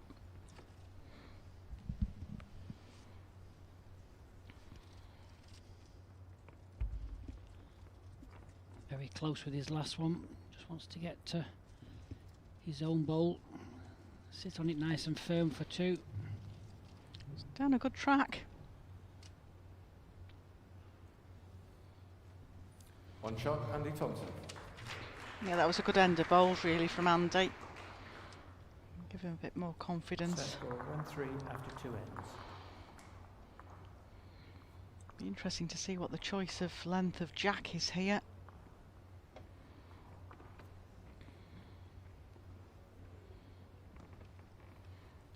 Matt just in front of the tee. Probably go pretty long, I think. Around about 27, something like that.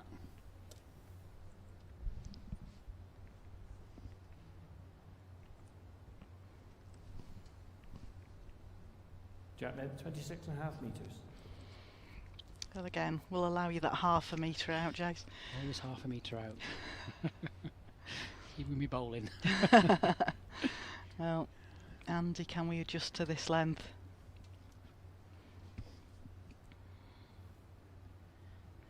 Down a good track. Pace isn't too bad. Yeah, good opener.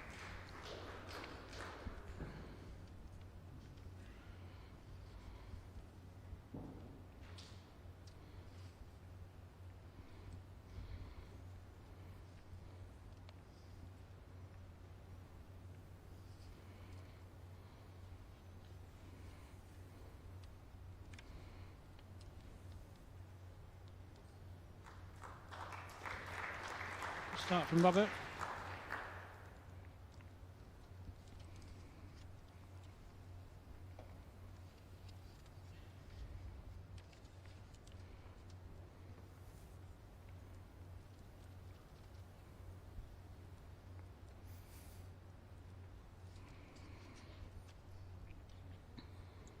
In the area, might just be unlucky. Can it sit down? Should do. That'll be enough.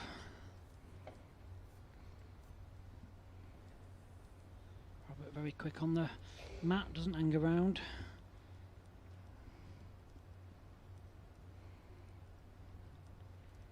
It's the same shot whether he's one in or one down. Just a nice steady draw. Oh, well played.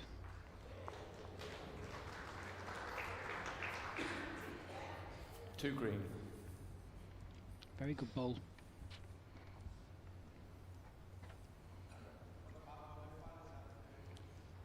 Robert's bowl 5 inches past jack high, 3.5 inch gap. 3.5.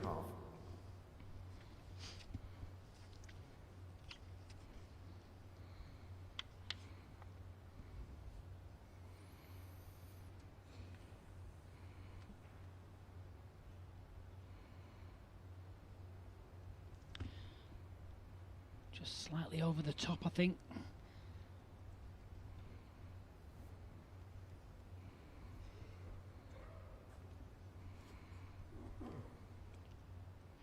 So Robert to play just slightly past the jack on the backhand now.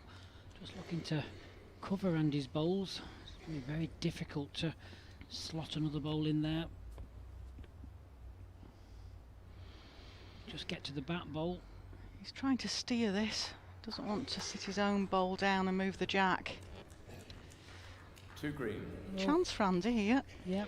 Down this forehand inside the green wing bowl. Robert didn't want that there really because it gives Andy a chance.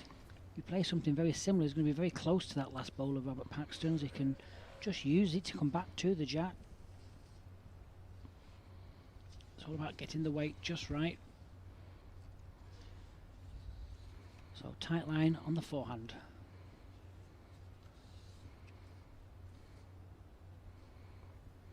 Needs to bend. Again, just slipping by. Just overreached that really.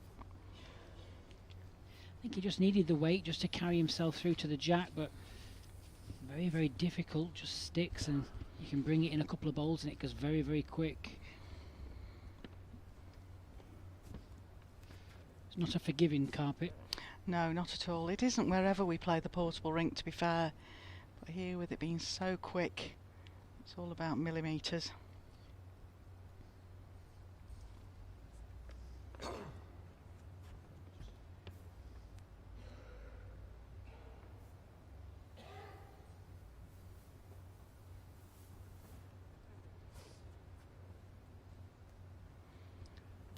That was a good effort from Robert. 2 shots, Rob Paxton.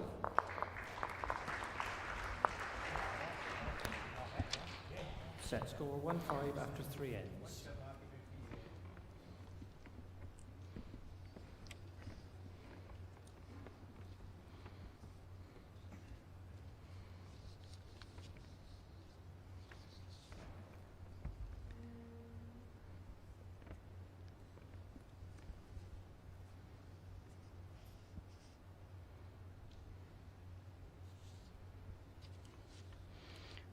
Shorter length jack here.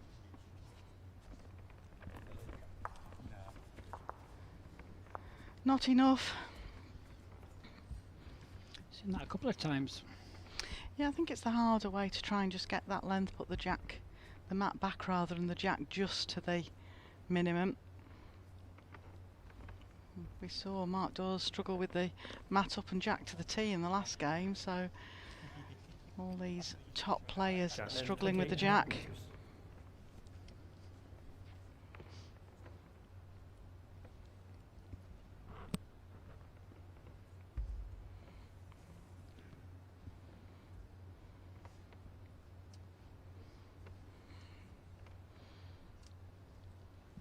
It's quite interesting. We do talk about jack casting, and when you're practicing in these World Bowls Tour events, it's 2 players get a half-hour slot, and you tend to just set a jack and play to it.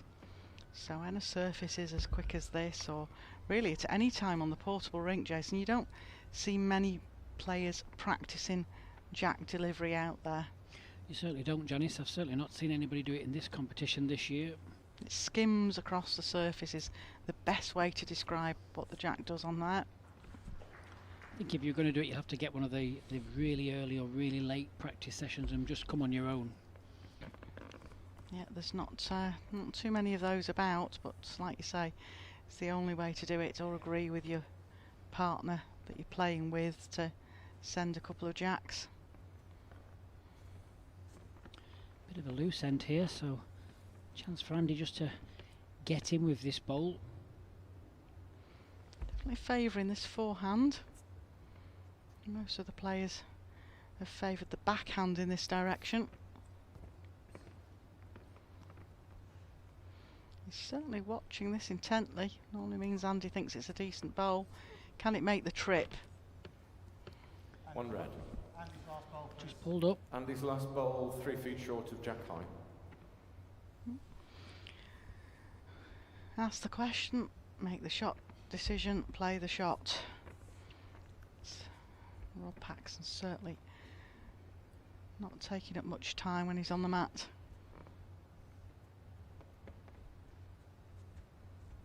Needs to miss Andy's bowl. Just going to play it in. 2 red. 2 red.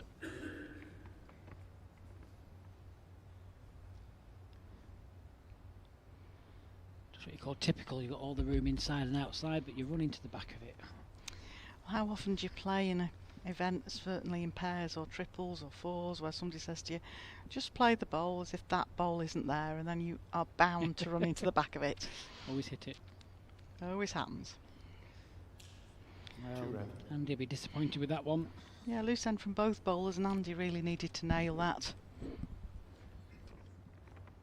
There's quite a bit of room here, but there's also quite a few obstacles in the way.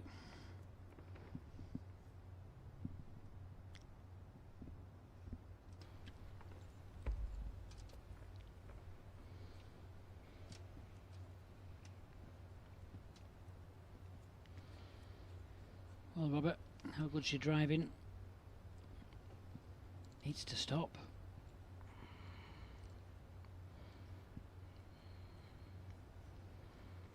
The answer to that question, he doesn't drive, Jason, so... Okay. Fell for that one. So, Andy can draw, or he can attack the bowl, play the bowl away for 2.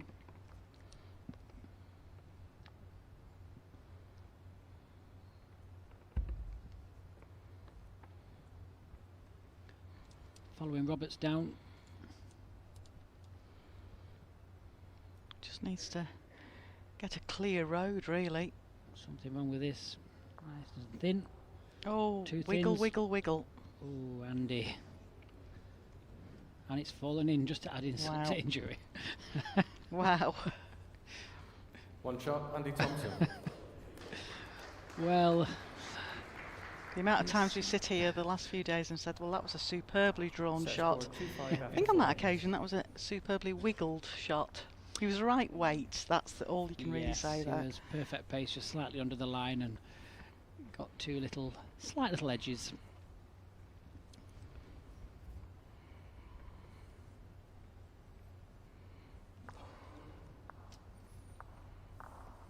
Jack length 28.5 metres.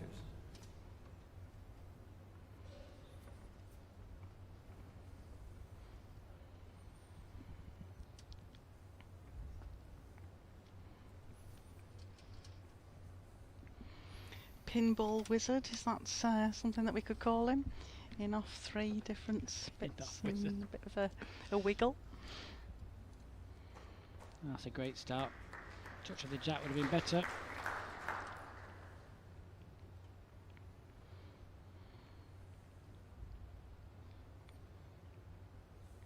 Changed his delivery, did Rob Paxton, a number of years ago when he went out to have a couple of seasons out in Australia.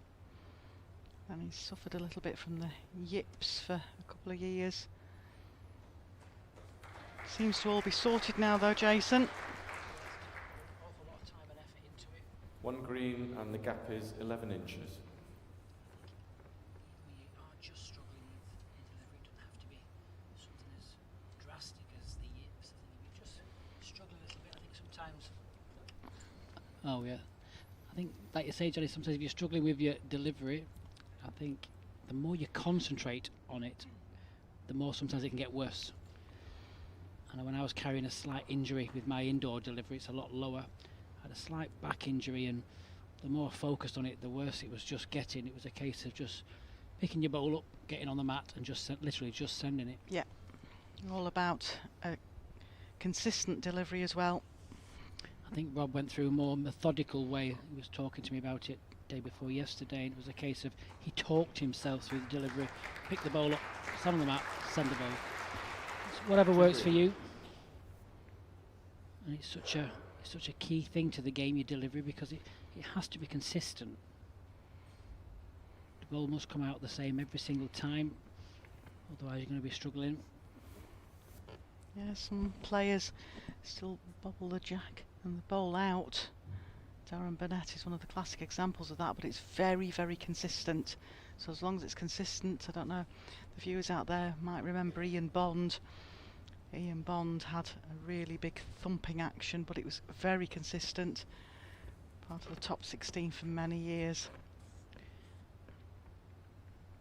Yes, he had a very large stride. There's no real textbook delivery. I think it's just a case of just trying to keep it as simple as you can and as consistent as you can. It's amazing wherever you go around the world, they all seem to have a very similar style. In Scotland, slightly more upright. Helps play the heavier greens. Just pulling up short, it was a great line again.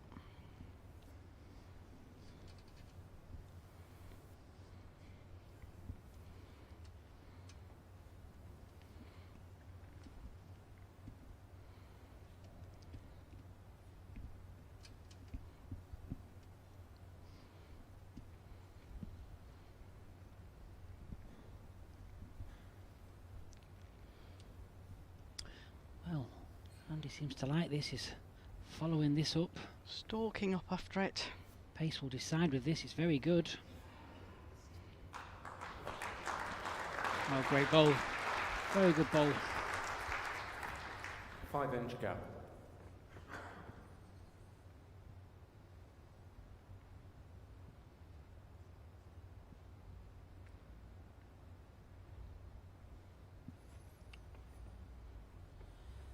Following Andy down, just get down to the jack. Turn Andy's away from the jack. Well, Robert's trying to carry over the front red bowl. One shot, Andy Thompson. Just like an 18 inches of pace. Good effort. Andy closes the gap to 2 now. Set score 3-5 after 5 ends. Yeah, we anticipated all the games today being close games. Certainly been some very good bowls sent today.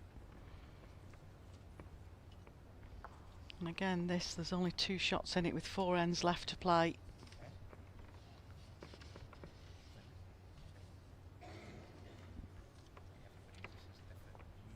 Jack length 27 metres.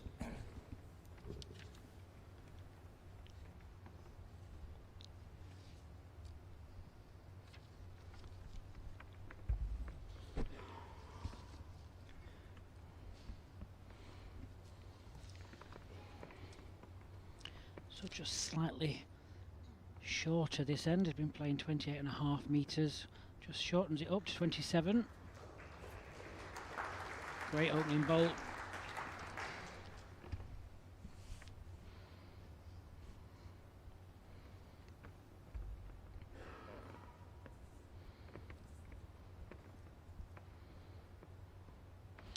That's what Andy needs now, to find those lead bowls. Rob just running through with this, but good position.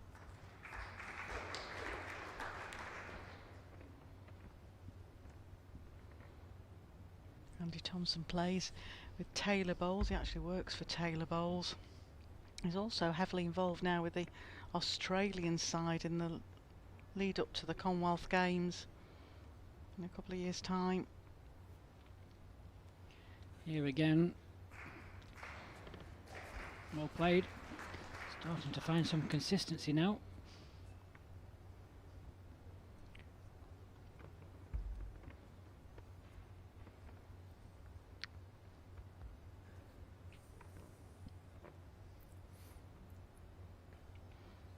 Yeah, what's the pace like on this? Just overcorrected, I think. Just not going to make the trip. Yeah, it was a Too very good red. line. Position the marble, ready, Jack high. Your bowl, first bowl is about an inch short of jack high, second bowl 7 inches short of jack high. Robert's back ball. 12 inches past. So Andy will swap now. Just asking how far Robert's bowl is behind his short bowls. Be very difficult to get to it on the forehand. Even if he does draw down the forehand and sit his own red bowls, it won't be close enough to count. So just a delicate draw. As long as he avoids the jack is very good. If he can just miss this jack and get to Robert's bowl, that's absolutely perfect. He's been a bit unlucky, but 3 red. still counting 3. That was an excellent bowl. It was just behind us what he wanted, but there was the danger of touching the jack.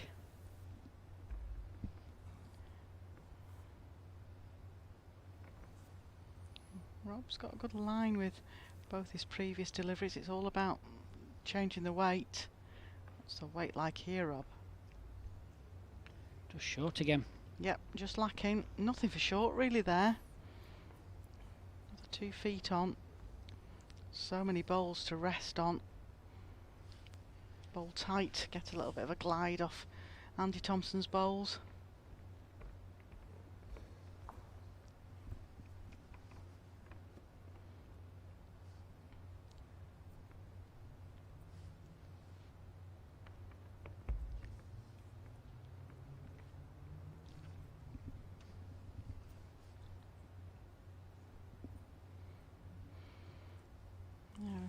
Mention that Andy Thompson plays with Taylor Bowls, and Rob Paxton's part of the Drake's Pride School.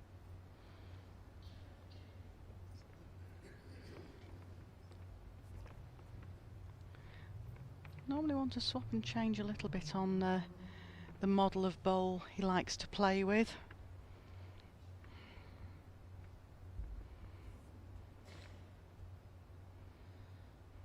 So down the backhand, just looking for a slight increase in weight.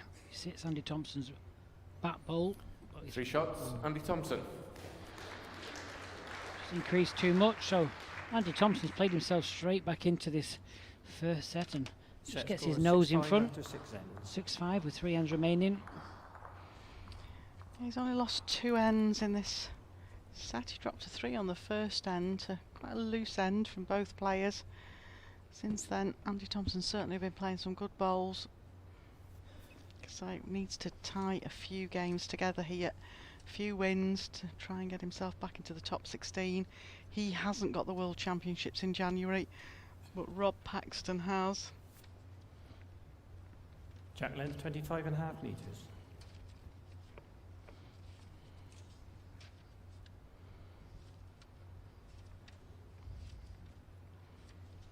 Spoke to Andy before he started playing this week. I said, have you worked out how many games you need to win to get back into the top 16? He said, I'd be happy to win 5 here, he said. Got a good sense of humour as Andy Thompson.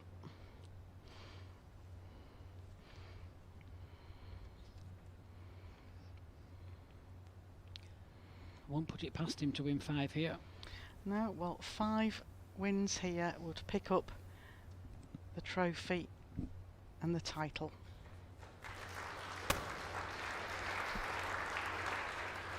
It's more like Robert. Gap on the shot ball 3 inches.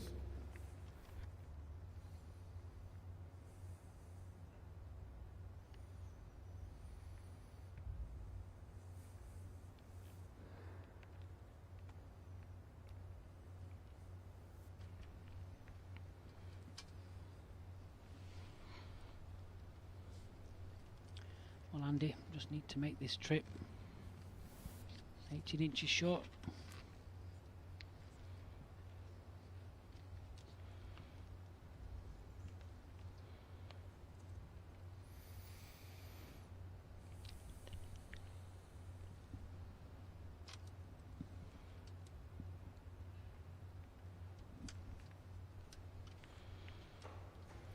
Two green.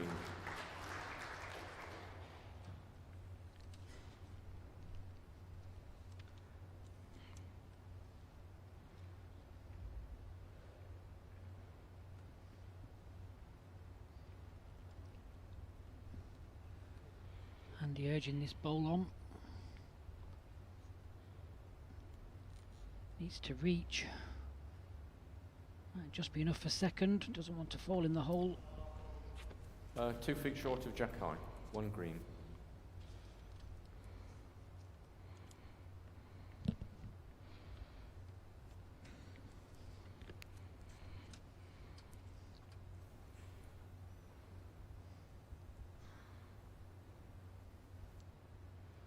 Another good bowl here from Robert Paxton. Right back to the jack. That's more like the Rob Paxton we're used Two to. green. Isn't easy for Andy.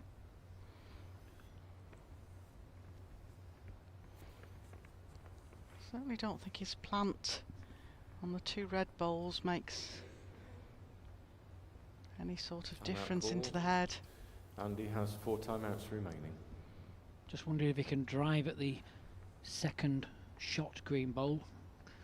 Edgeway on the outside of the bowl. He could probably just take these 2 away without touching the jack, but he would have to have a thin slice on the outside there, look. Plant will get the gap. Sticking to the draw.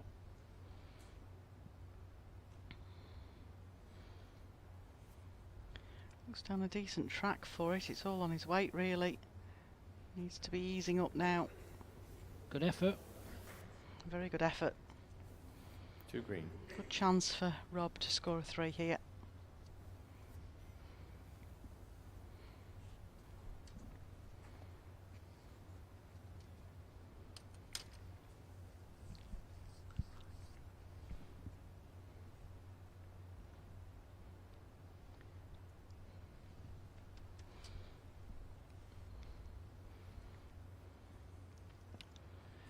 Just a repeat delivery of his last. Forehand draw. Back to the centre of the ring. That red bowl of Andy's is a good target. Get inside that. I think he's just overreached this one. 2 shots, Rob Paxton.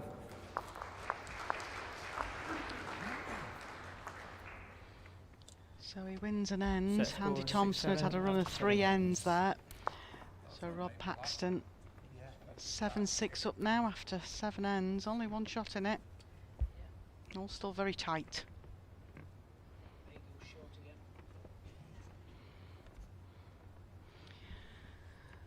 he's brought the mat up a little bit, about 4 feet.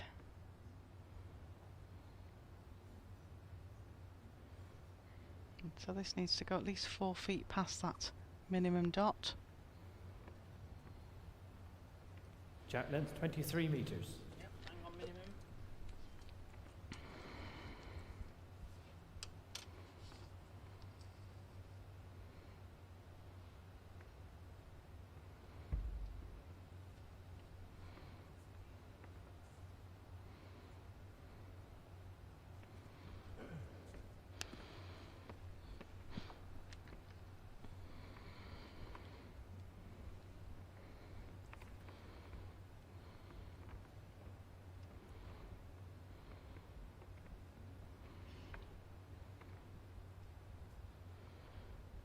Quiet out there in the auditorium. A lot of concentration. Very appreciative audience. Gandhi's just overreached this.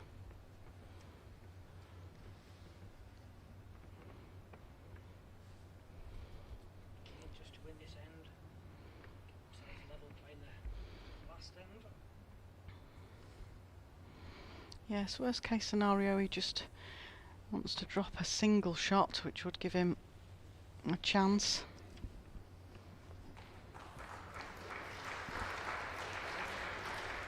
It's a great ball from Robert. That doesn't make it any easier. Gap Rob is 3.5 inches. was just having a quick look at the scoreboard there.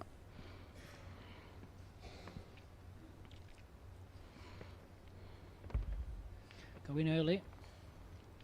Looking to just kill this jack, and has done. Oh, ever so slight touch. A lot better that, Janice. It's Yeah, certainly opened it up. 18 inches, I'd say, now from the nearest green bowl. He feathered the jack, but I'm pretty sure his red ball that touched the jack left the side confines of the green, so he's not a live bowl.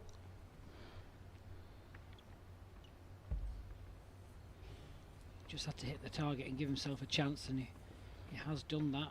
So Robert will look at getting right back onto this jack with this ball. He's slipping past though, so it'll be a chance to recover now for Andy. 2 green. Yeah, good chance here for Andy.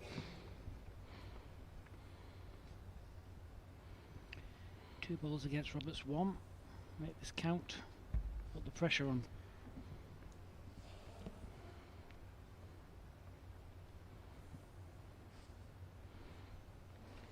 Something wrong with it.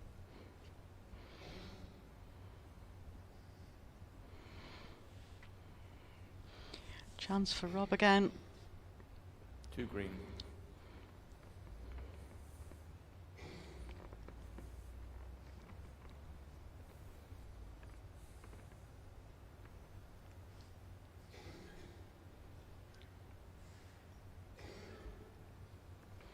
Just a disturbance there. Somebody's the audience got a bit of a cough. Very dry out there, Jason. It's very dry up here as well. You need to take a bottle of water out with you. The young lady that's got the cough is desperately trying to get a sweet or something out of her handbag. I can see her in the crowd. It's one of those where if you start to get a cough, you don't know whether to try and get out of the stands to stop disturbing the players, or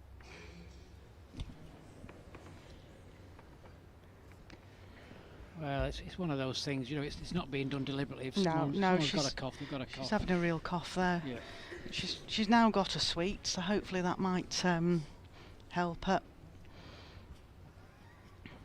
I think it's just because it is so quiet in the auditorium. You know, if you play in most bowling clubs or outdoors, that won't bother a player at all. It's Yeah, just and 'cause it it's so echoes as well, sterile, Jason. That's the yeah. thing. Bless her. I'm just glad she didn't cough again before Fourth Rob time lucky. released that bowl.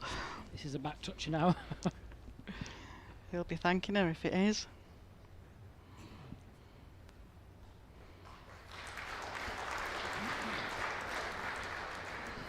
Three green.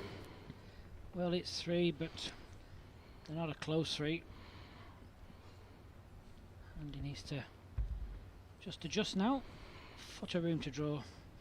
to level up this set with one end to go. The line looks good. Line looks very good. Now, what's your pace like, Andy? Needs He's to run. asking it to run with body language. Can Needs you to make run. second?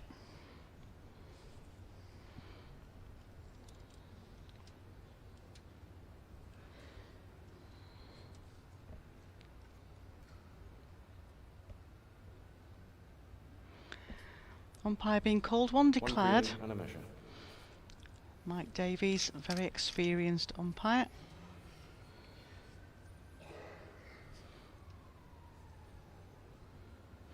Most senior member of our World Bowls Tour umpiring team. The Silver Fox is out there. Does a lot of training for bowls umpires. Great experience, great knowledge of the game. Good to see him put that bit back in. Just the one.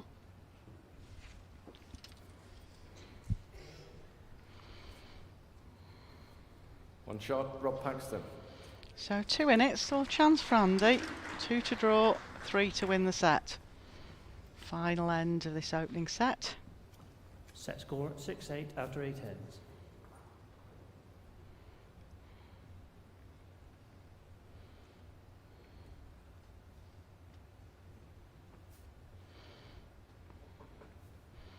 The other thing at this time of year, Jason, with the disturbance that just happened, is there's a lot of little coal bugs about as well. So Certainly is. This might be measured. This is very close.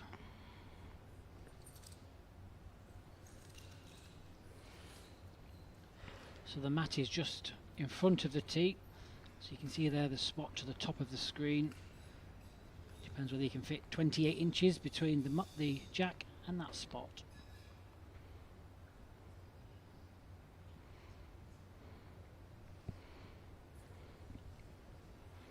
It's okay.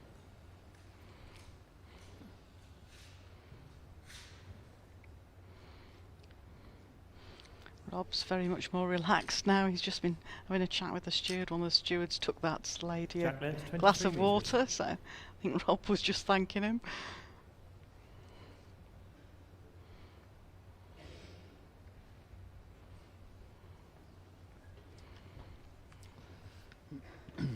So, final end.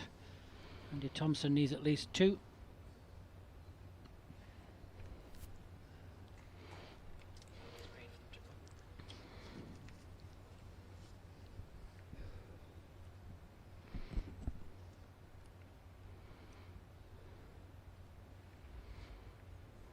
Andy's just been struggling with this shorter length jack, though. He's just not been dropping on a length. Now's the time if he's going to do. Good line. What's his pace like?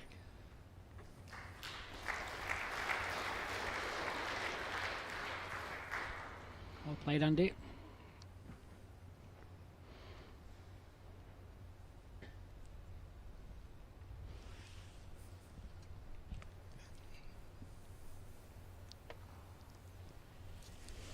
So there's one of the 2 he needs. It's down an interesting track here. Wow, look at this. Oh, what a reply.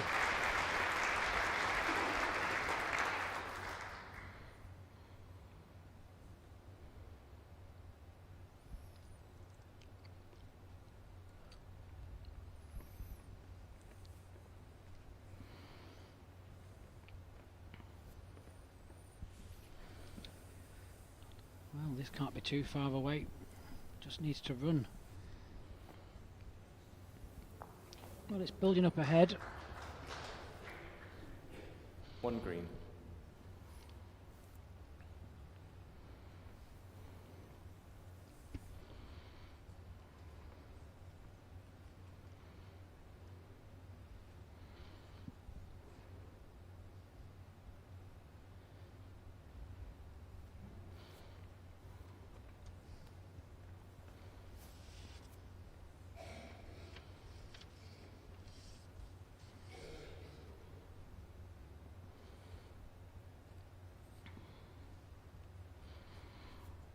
I think Andy was just looking there if his own bowl plants the green bowl out. I think if he's going to try and play that, Jason, he needs to play it with his third bowl. Yes, that's right. I'm not sure whether his two bowls will just split. He's looking to catch the red bowl that's on its edge, full in the face. Yeah. Looks wide. Oh, he's wide. Slap of the thigh as soon as he let go of that. That's the only really shot he's got on now to try and score a 2. Yeah, that speed, it won't count, won't stay in for 3, but it'll definitely count the 2. He just needs to hit it full in the face. So Robert's got another chance to turn this jack. If he can just turn this jack out of sight, that will really make it difficult for Andy.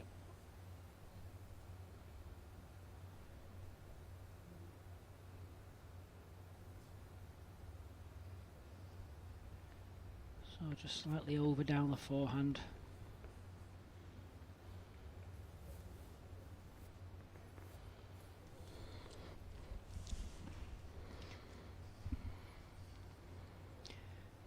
It's the only shot he's got. Same again. Hit the left hand side red ball full in the face with the right pace. Definitely count the 2. Depends where his own ball goes. There is a chance here for Andy to win this set. Yep. Rob's ball slipped a good 2 feet behind. So the ball to the right of your screen is the ball he wants to hit. No, I don't think he likes it. One shot, Rob Paxton. So it's Robert Paxton, the number 8 seed, takes opening blood here in this first set. 9 shots to 6. And the first set. Both played some good bowls throughout that first set, but both had a couple of scrappy ends. Yes, that's right. Yeah, Robert was playing a lot better to the short ends there.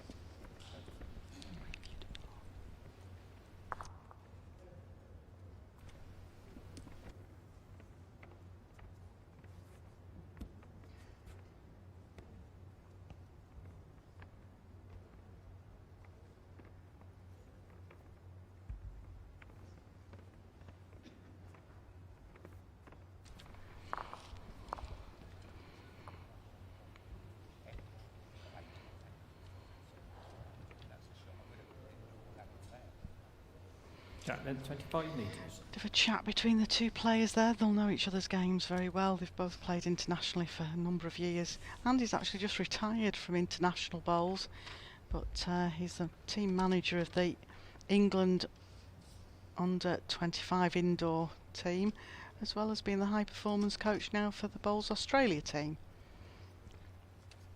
Busy man. He is indeed. Does a lot of coaching. Put a lot of time into passing all his coaching levels, and I always think it's good to see when experienced bowlers like Andy actually do put something back. Like I was mentioning before about Mike Davies, our umpire for this game, putting something back into the Umpires Associations, training up new umpires. Gap is 5.5 inches.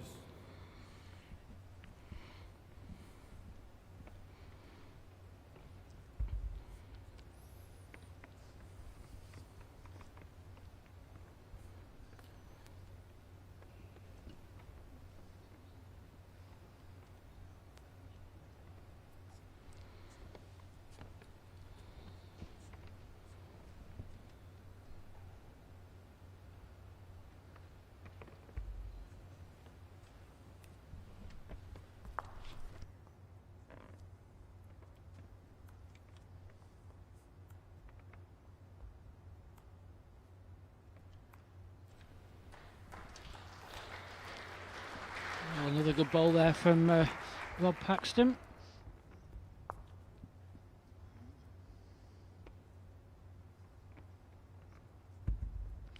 Andy going early. 1-2. Got it.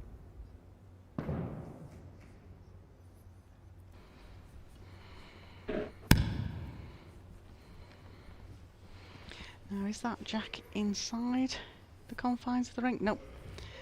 The hand of Francis Fletcher there picks up the jack and respots.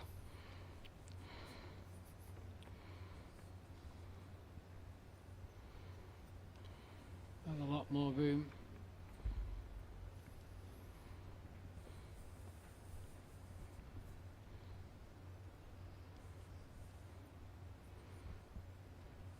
It's very hard to hold to this spot on either of the forehands. Yeah, that's a pretty decent bowl actually down that forehand. Just get something close. Mat is slightly up the green, so that'll help play to this respot. Certainly Andy on the far inside of the mat, trying to hold the bowl up slightly more. Now this is very close to going in the side ditch. Oh, it's gone. You heard the thump there.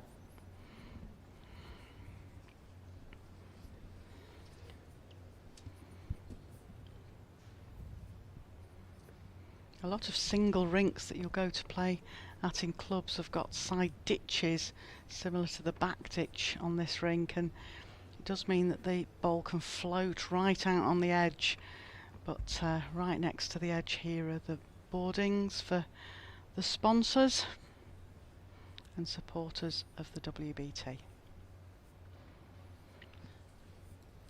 3 shots, Rob Paxton. Well, just like the first set, Robert takes a 3 on the opening end. Not the best start for Andy. After the first set. A bit disappointed with that one. He would be indeed.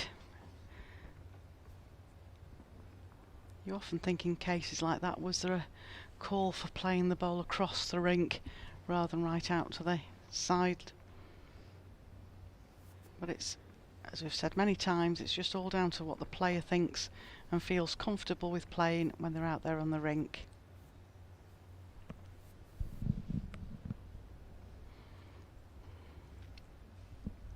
Jack length 24.5 metres.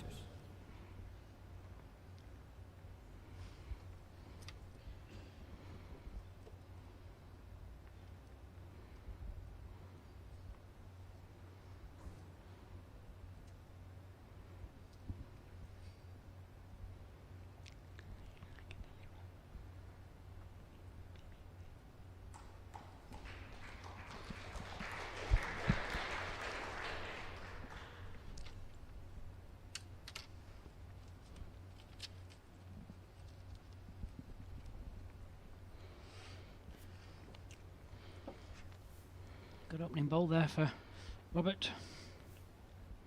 Certainly is playing this shorter length jack well. Here's a good reply from Andy. So on the inside and then the jack. Oh, well played.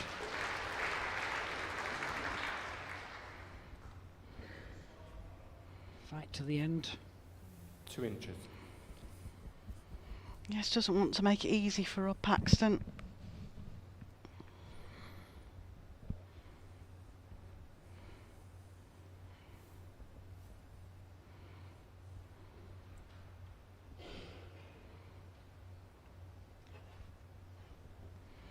Just not got back in time, carrying that extra 4 feet of pace.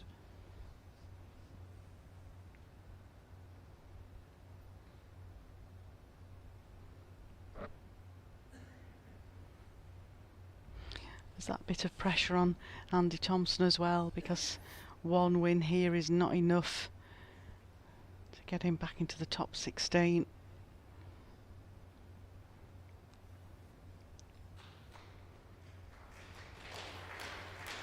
He certainly doesn't want to go out without a fight, Jason. No, it'd be quite strange to think that this could be the last time we see Andy in the last probably 25 years, 24 years. It's strange tour without him.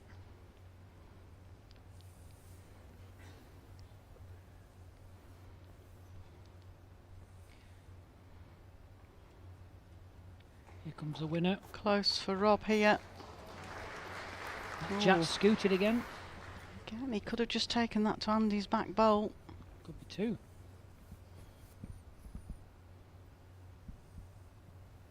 Favour red. So he's been unlucky there. Jack just scooted across the top of the surface.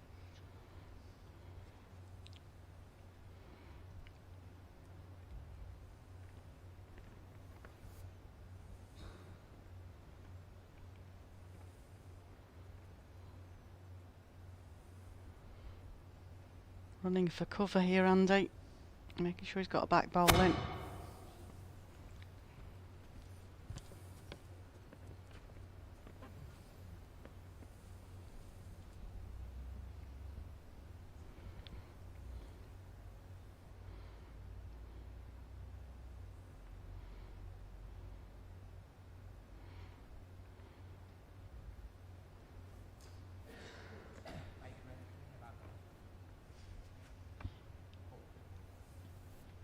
And he's just checking how many timeouts he has left still.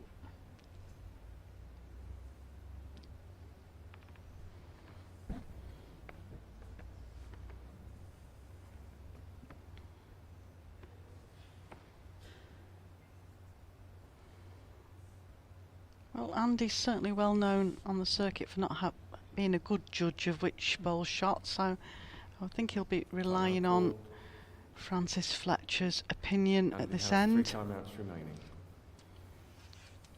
I'm just wondering whether Andy's looking at just attacking this on the forehand, Janice. His line shot, he has got the best bat bowl. If he gets just underneath the centre line ring, plays the green bowl away, could make a 3. He could punch his own red bowl onto the jack and run with it and make 2 or 3. I think he might just take this chance. Yeah, I think you've got to take your opportunities when they're there.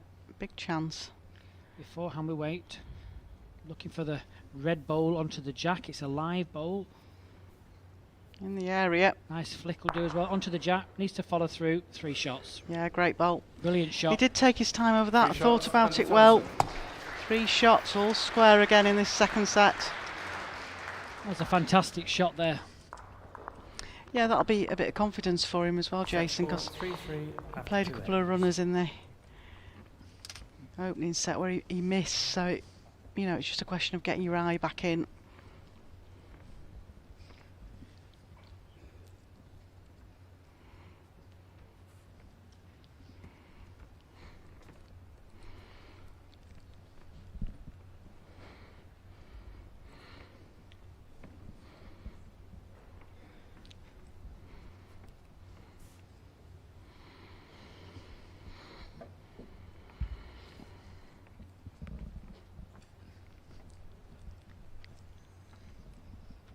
Jacqueline, 27.5 metres.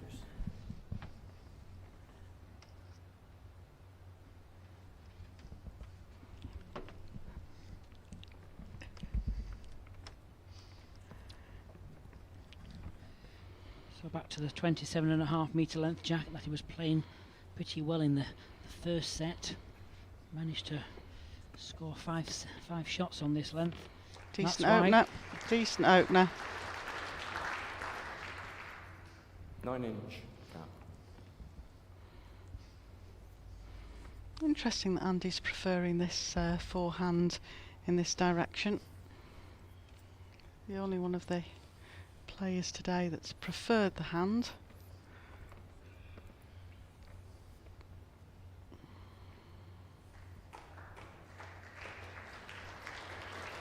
Oh, good ball from Robert there. And he'll have to swap now.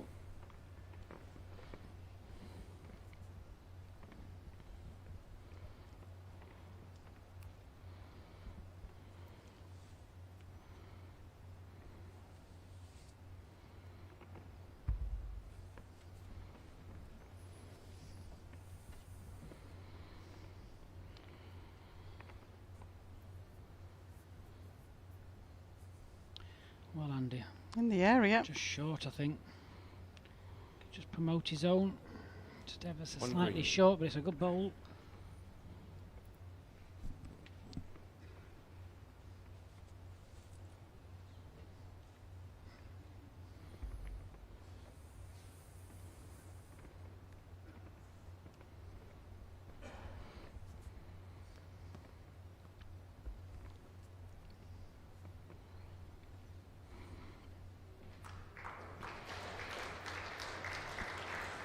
Another great ball from Rob there.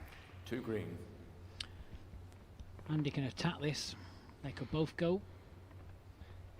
If it hits the red ball, that's touching the green ball. They'll both split away. Just going to have a look at this to, again, just make his mind up if that's the shot to play. Often from the mat end you can't Timeout see call. how the bowls And are he has 2 timeouts positioned. remaining.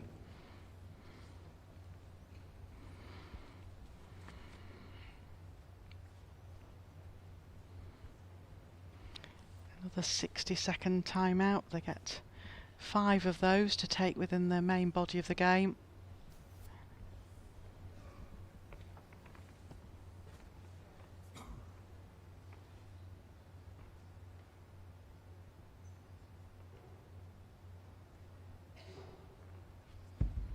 Yeah, Andy looking for this plant red onto greens, just a bit wide.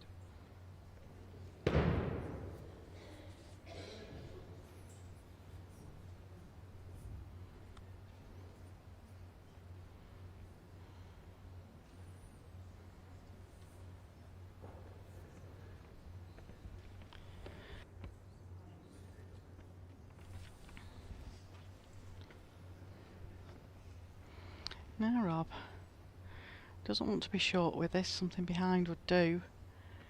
Played 2 excellent bowls at this end. Thinks he's too quick.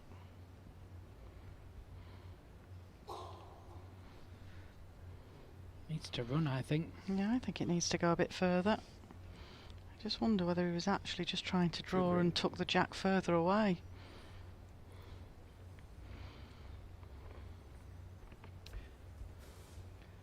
It's got to go again.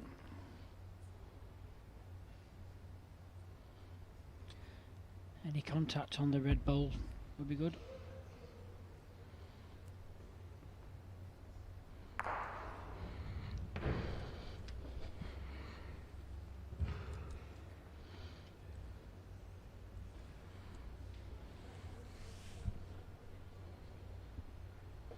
Well, Robert Paxton's line 2. Spare shot here. It's not an easy spare shot, but it's a hand he's been playing very well.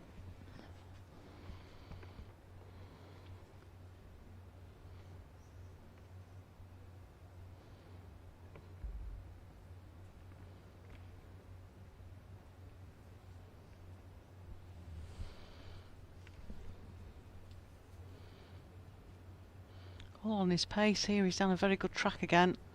Nearly inch perfect. Looks good to me. What a bowl. What a ball that is. Great bowl. 3 shots, Rob Paxton.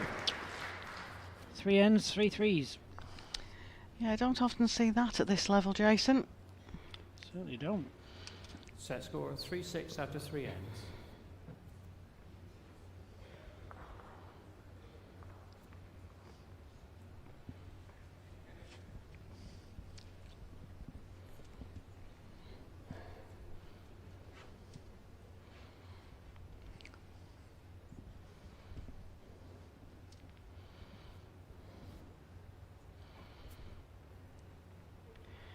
Well, anybody just tuning in now, Rob Paxton won the first set 9-6. And he's currently 6-3 up in the second set after 3 ends.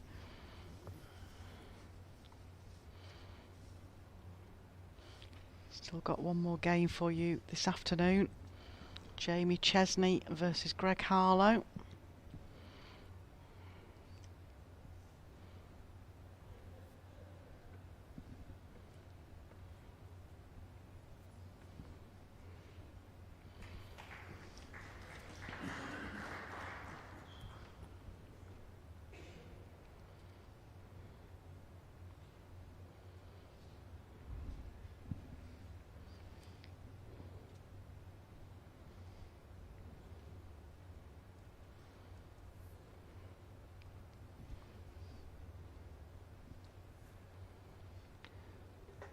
Needs to just land on the goal.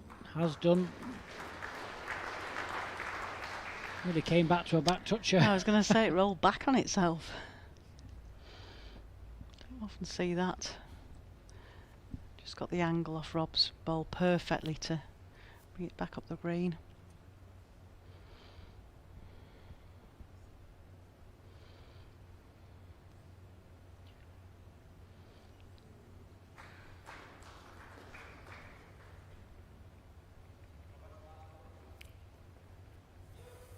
Jack high.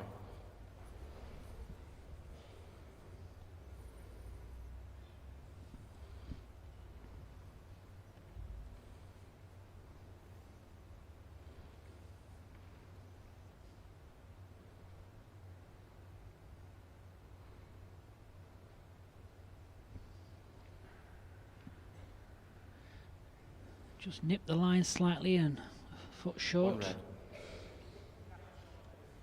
red. 5.5 inches.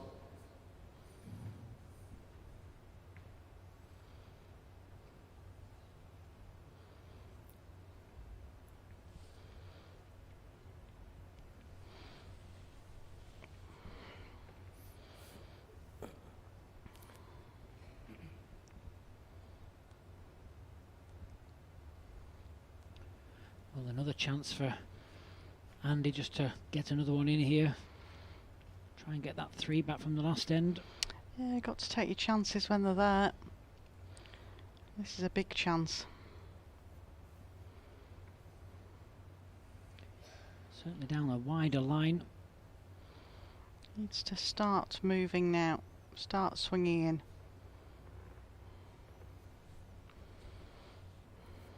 One red.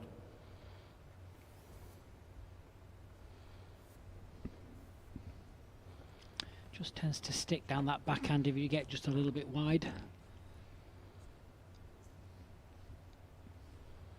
Timeout called. Rob has 4 timeouts remaining.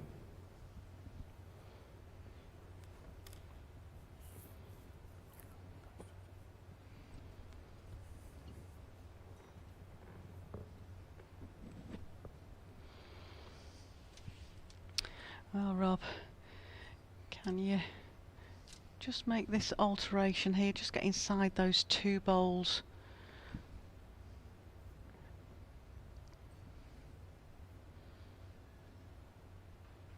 Certainly on a tighter line than Andy's.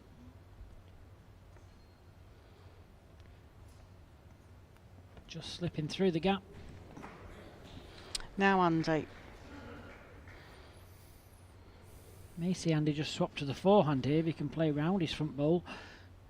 Still plenty of room. It's a slightly bigger finish down the forehand, so he can easily get round that bowl and still get back to centre, or he plays slightly underneath his last bowl. Really does need to count this 2 here. Yes, I think so, Janice. Well, he's definitely down a tighter line.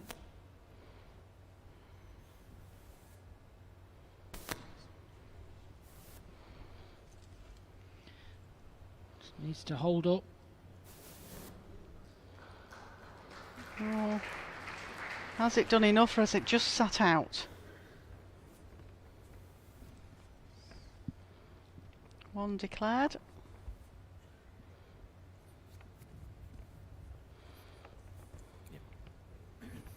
One shot, Andy Thompson.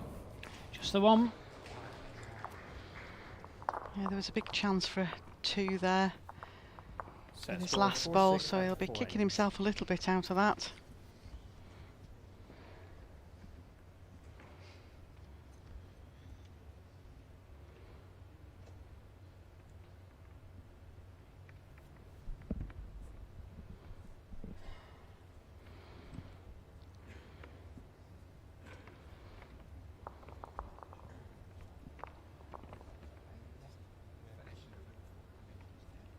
Jack, there's 28 metres.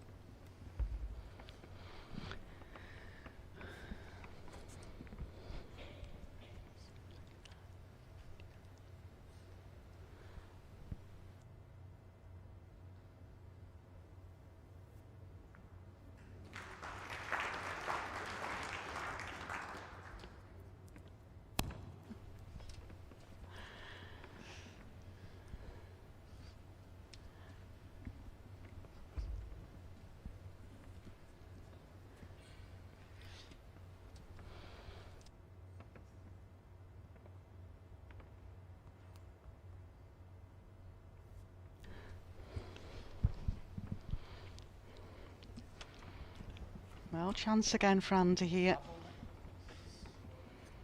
Your bowl is a 12-inch gap.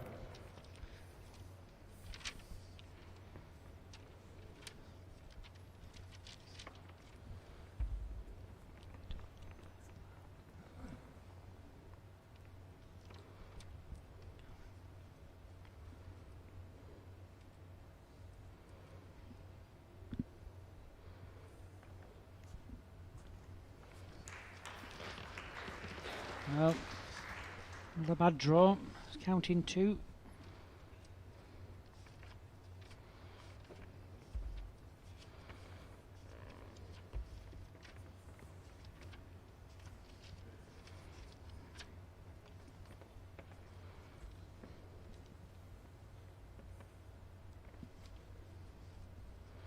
Just needs to hit it solid. He has done. It's a shot bowl.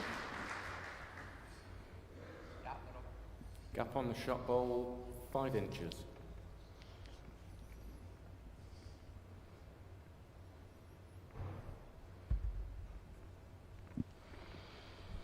Of course, as we mentioned before, Andy Thompson doesn't have the World Championships to go to in January to gain some more points. I believe Jason, that Rob Paxton plays Craig Remington from South Africa, frequent qualifier for One Potters and the World Championships. That's right, Janice, he does.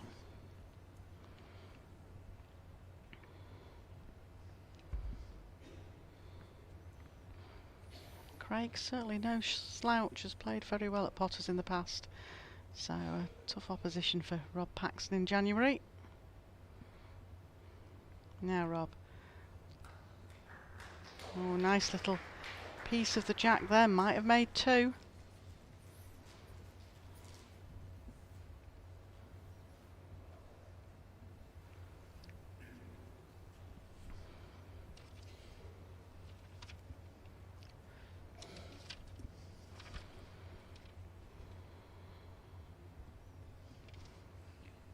Timeout called. And he has 1 timeout remaining. Well, 1 timeout remaining. We'll get an extra one if he manages to just take this to a tie break. But this isn't easy, this shot.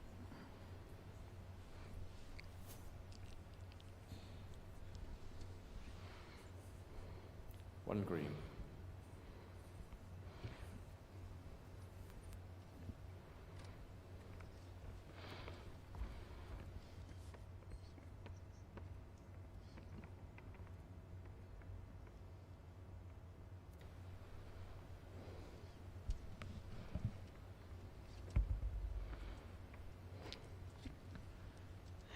Well, Andy playing a timer down here, trying to change something. Nice flick on his own. Still only the 1, I think.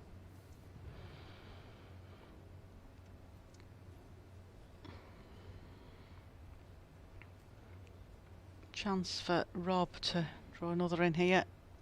He's just asking Francis if it's 1 or 2. 2 green. Yeah, it's 2, Jason. That green bowl spun. Stayed in. I think he had to take that chance, Janice. There was not a lot he could do, really. He's needing to score.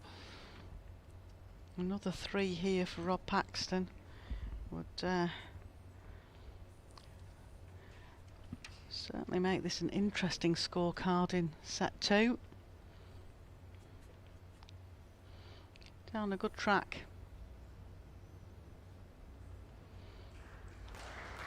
Yeah, it's a good bowl.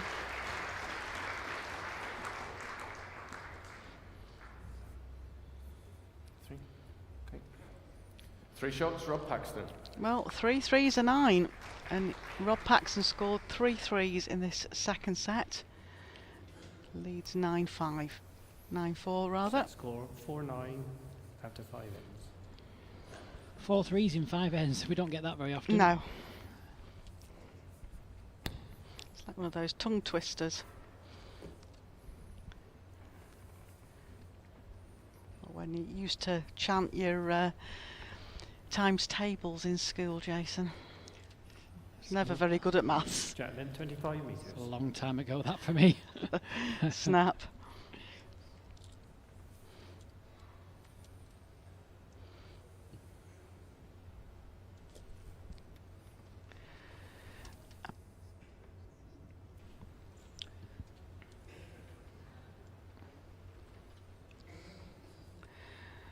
Well, Rob,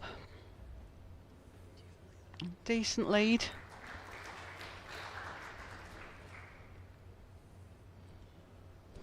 Gap on that 18 inches.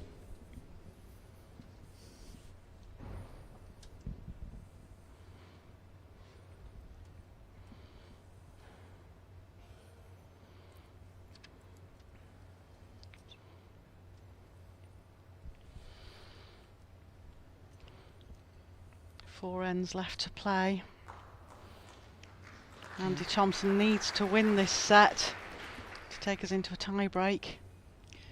Yeah, needs to start scoring again. Close this gap, give himself a good chance in the last few ends. We've only had one tie break in this second round, and that was Les Gillett versus Mark Royal, yesterday morning's game.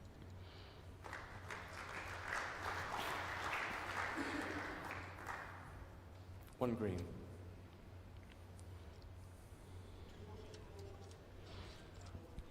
Rob's bowl, 10-inch gap, 12 inches past jack high. Yours, 12-inch gap, 15 inches short. Very clear information given off Francis Fletcher there to Andy Thompson. Andy's only got one timeout remaining, so doesn't want to waste those.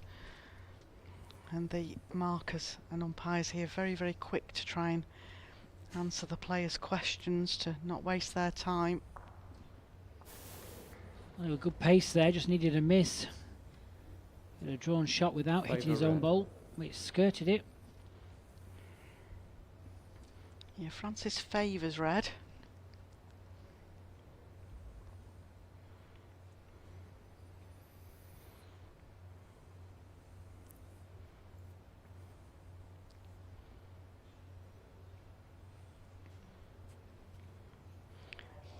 Looks fairly decent here. Fairly decent indeed. Well, he's sat back on the jacks, that'll definitely be only one green. Good bowl.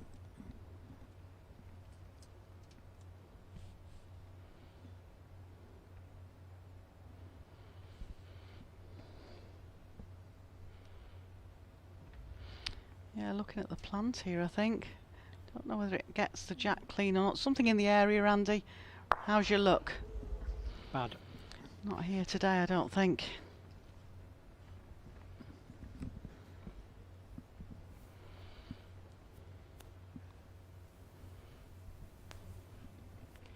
No, it hit the target, just not full enough. Just caught it on an angle and away it went.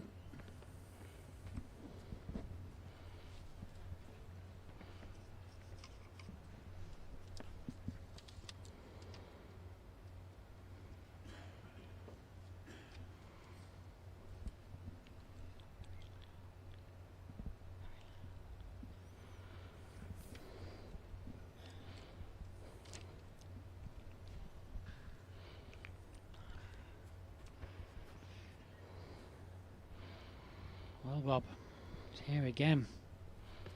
Just skirting by. Well, not a lot here for Andy Thompson. No, if he plays the same bowls he tried to play before and takes his own out, it's a definite start the car moment. Just got to try and draw this, Andy. One of your best. Delve into those memory banks and draw a good bowl.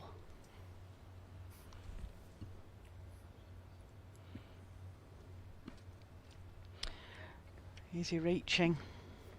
Nope. Just dropping short. One shot, Rob Paxton. Well, the ends are now slipping away from Andy Thompson. He got to score 7 shots over 3 ends. Otherwise, Rob Paxton sets up the date with Paul Foster tomorrow afternoon in the quarterfinals here.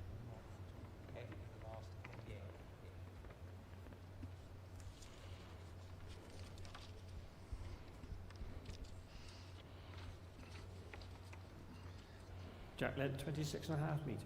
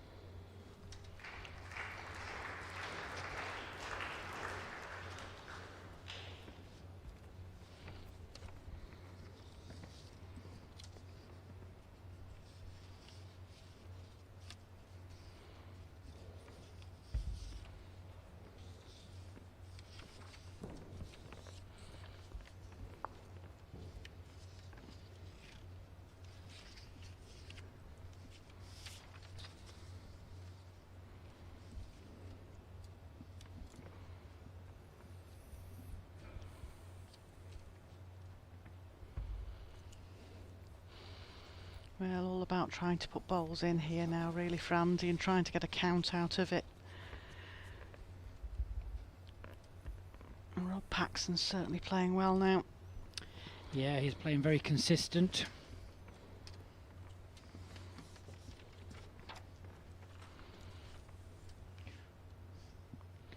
Andy just struggled a little bit. Came on in the middle of the game.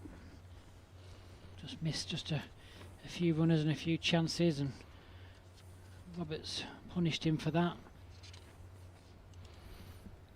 Still only 6 behind though. Here's a great bowl. Second.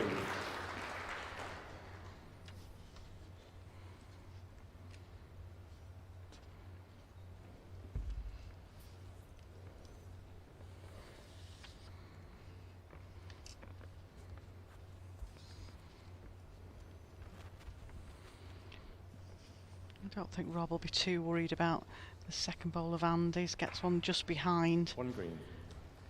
Just he needs to cover any chance of dropping a count. That's right, yes, he can afford to be losing a 1, even a 2 really. If Robert scores a 2, it's game over.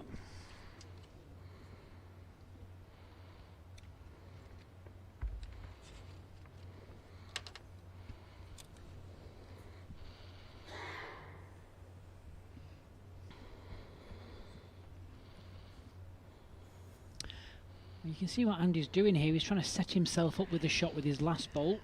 He's got that to do, really. That was a purposely played bowl, even though he's not laying the shot. He's just trying to give himself a chance with his last bowl. That's all you can do. Yeah, you can see that his red bowl would now take the jack out in that direction, but I can't see Rob Paxton not covering this. Anything out to the spot would, splitting those 2 bowls, would spoil Andy Thompson's cunning plan.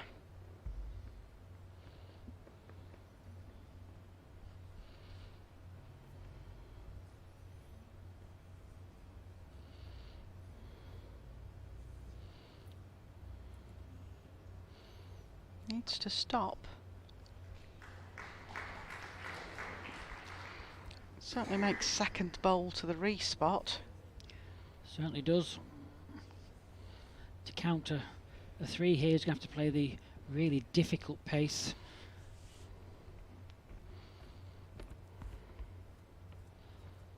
He could do with hitting his red bowl onto the green bowl first, getting a bit of the jack that will take the speed off it.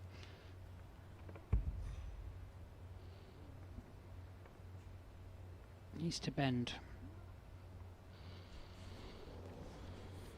1 shot, Rob Paxton.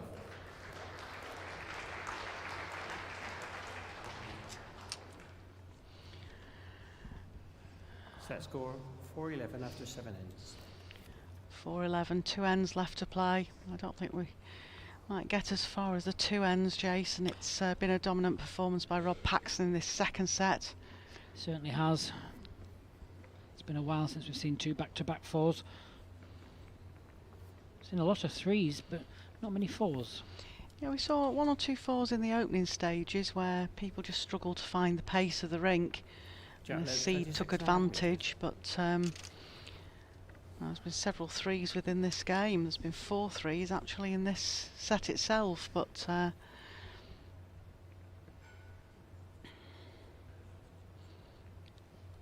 Rob will close this out now, close as he can.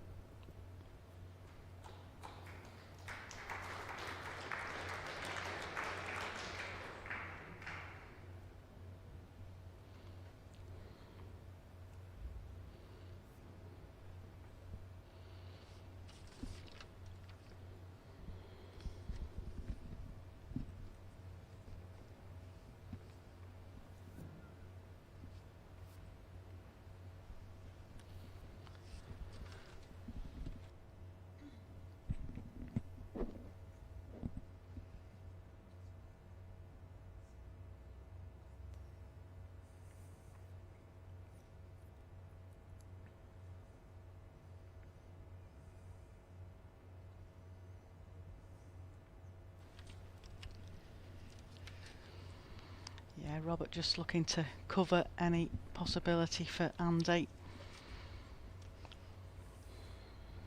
It's a little bit of a practice end for him to some extent. He won't want to give Andy any sort of a shout of a chance. Good enough player to take his chances, Andy Thompson.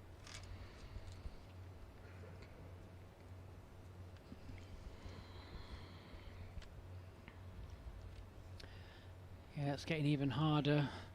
2 wing bowls, there's not a lot past the jack.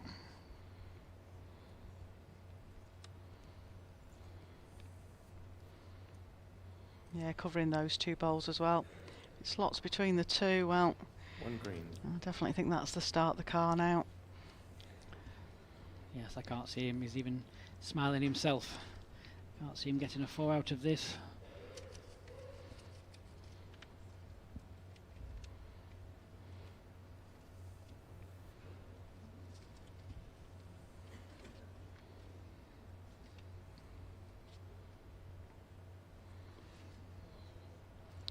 Good, here he's just drawing. It's a very good effort as well. Yeah.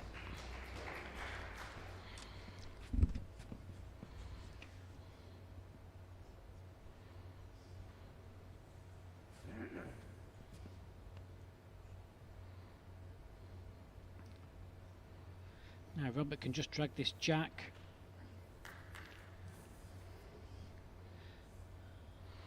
I'm not sure whether Andy will even bother with this bowl. Up to you. Shall I even bother, he says. Francis says No, it's up to you. He doesn't have to play it. He doesn't have to play it. There's not an opportunity for him to get a 4 there. I can't see any angles at all.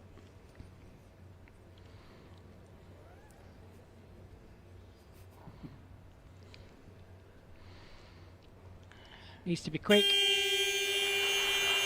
Well, that's the way to go out with the buzzer. Rob Paxton plays exceptionally well there, takes the first set 9-6 and takes the second set 12-4 and moves into a quarter-final tie with Paul Foster tomorrow afternoon. Well, after almost 25 years in the World Bowls Tour, we say goodbye to Andy Thompson and good luck for Australia. Thanks for everything you've done for the sport of bowls, Andy. Hope we'll see you soon. But next game coming up is Jamie Chesney against Greg Harlow. Join us here on the BBC in 5 minutes.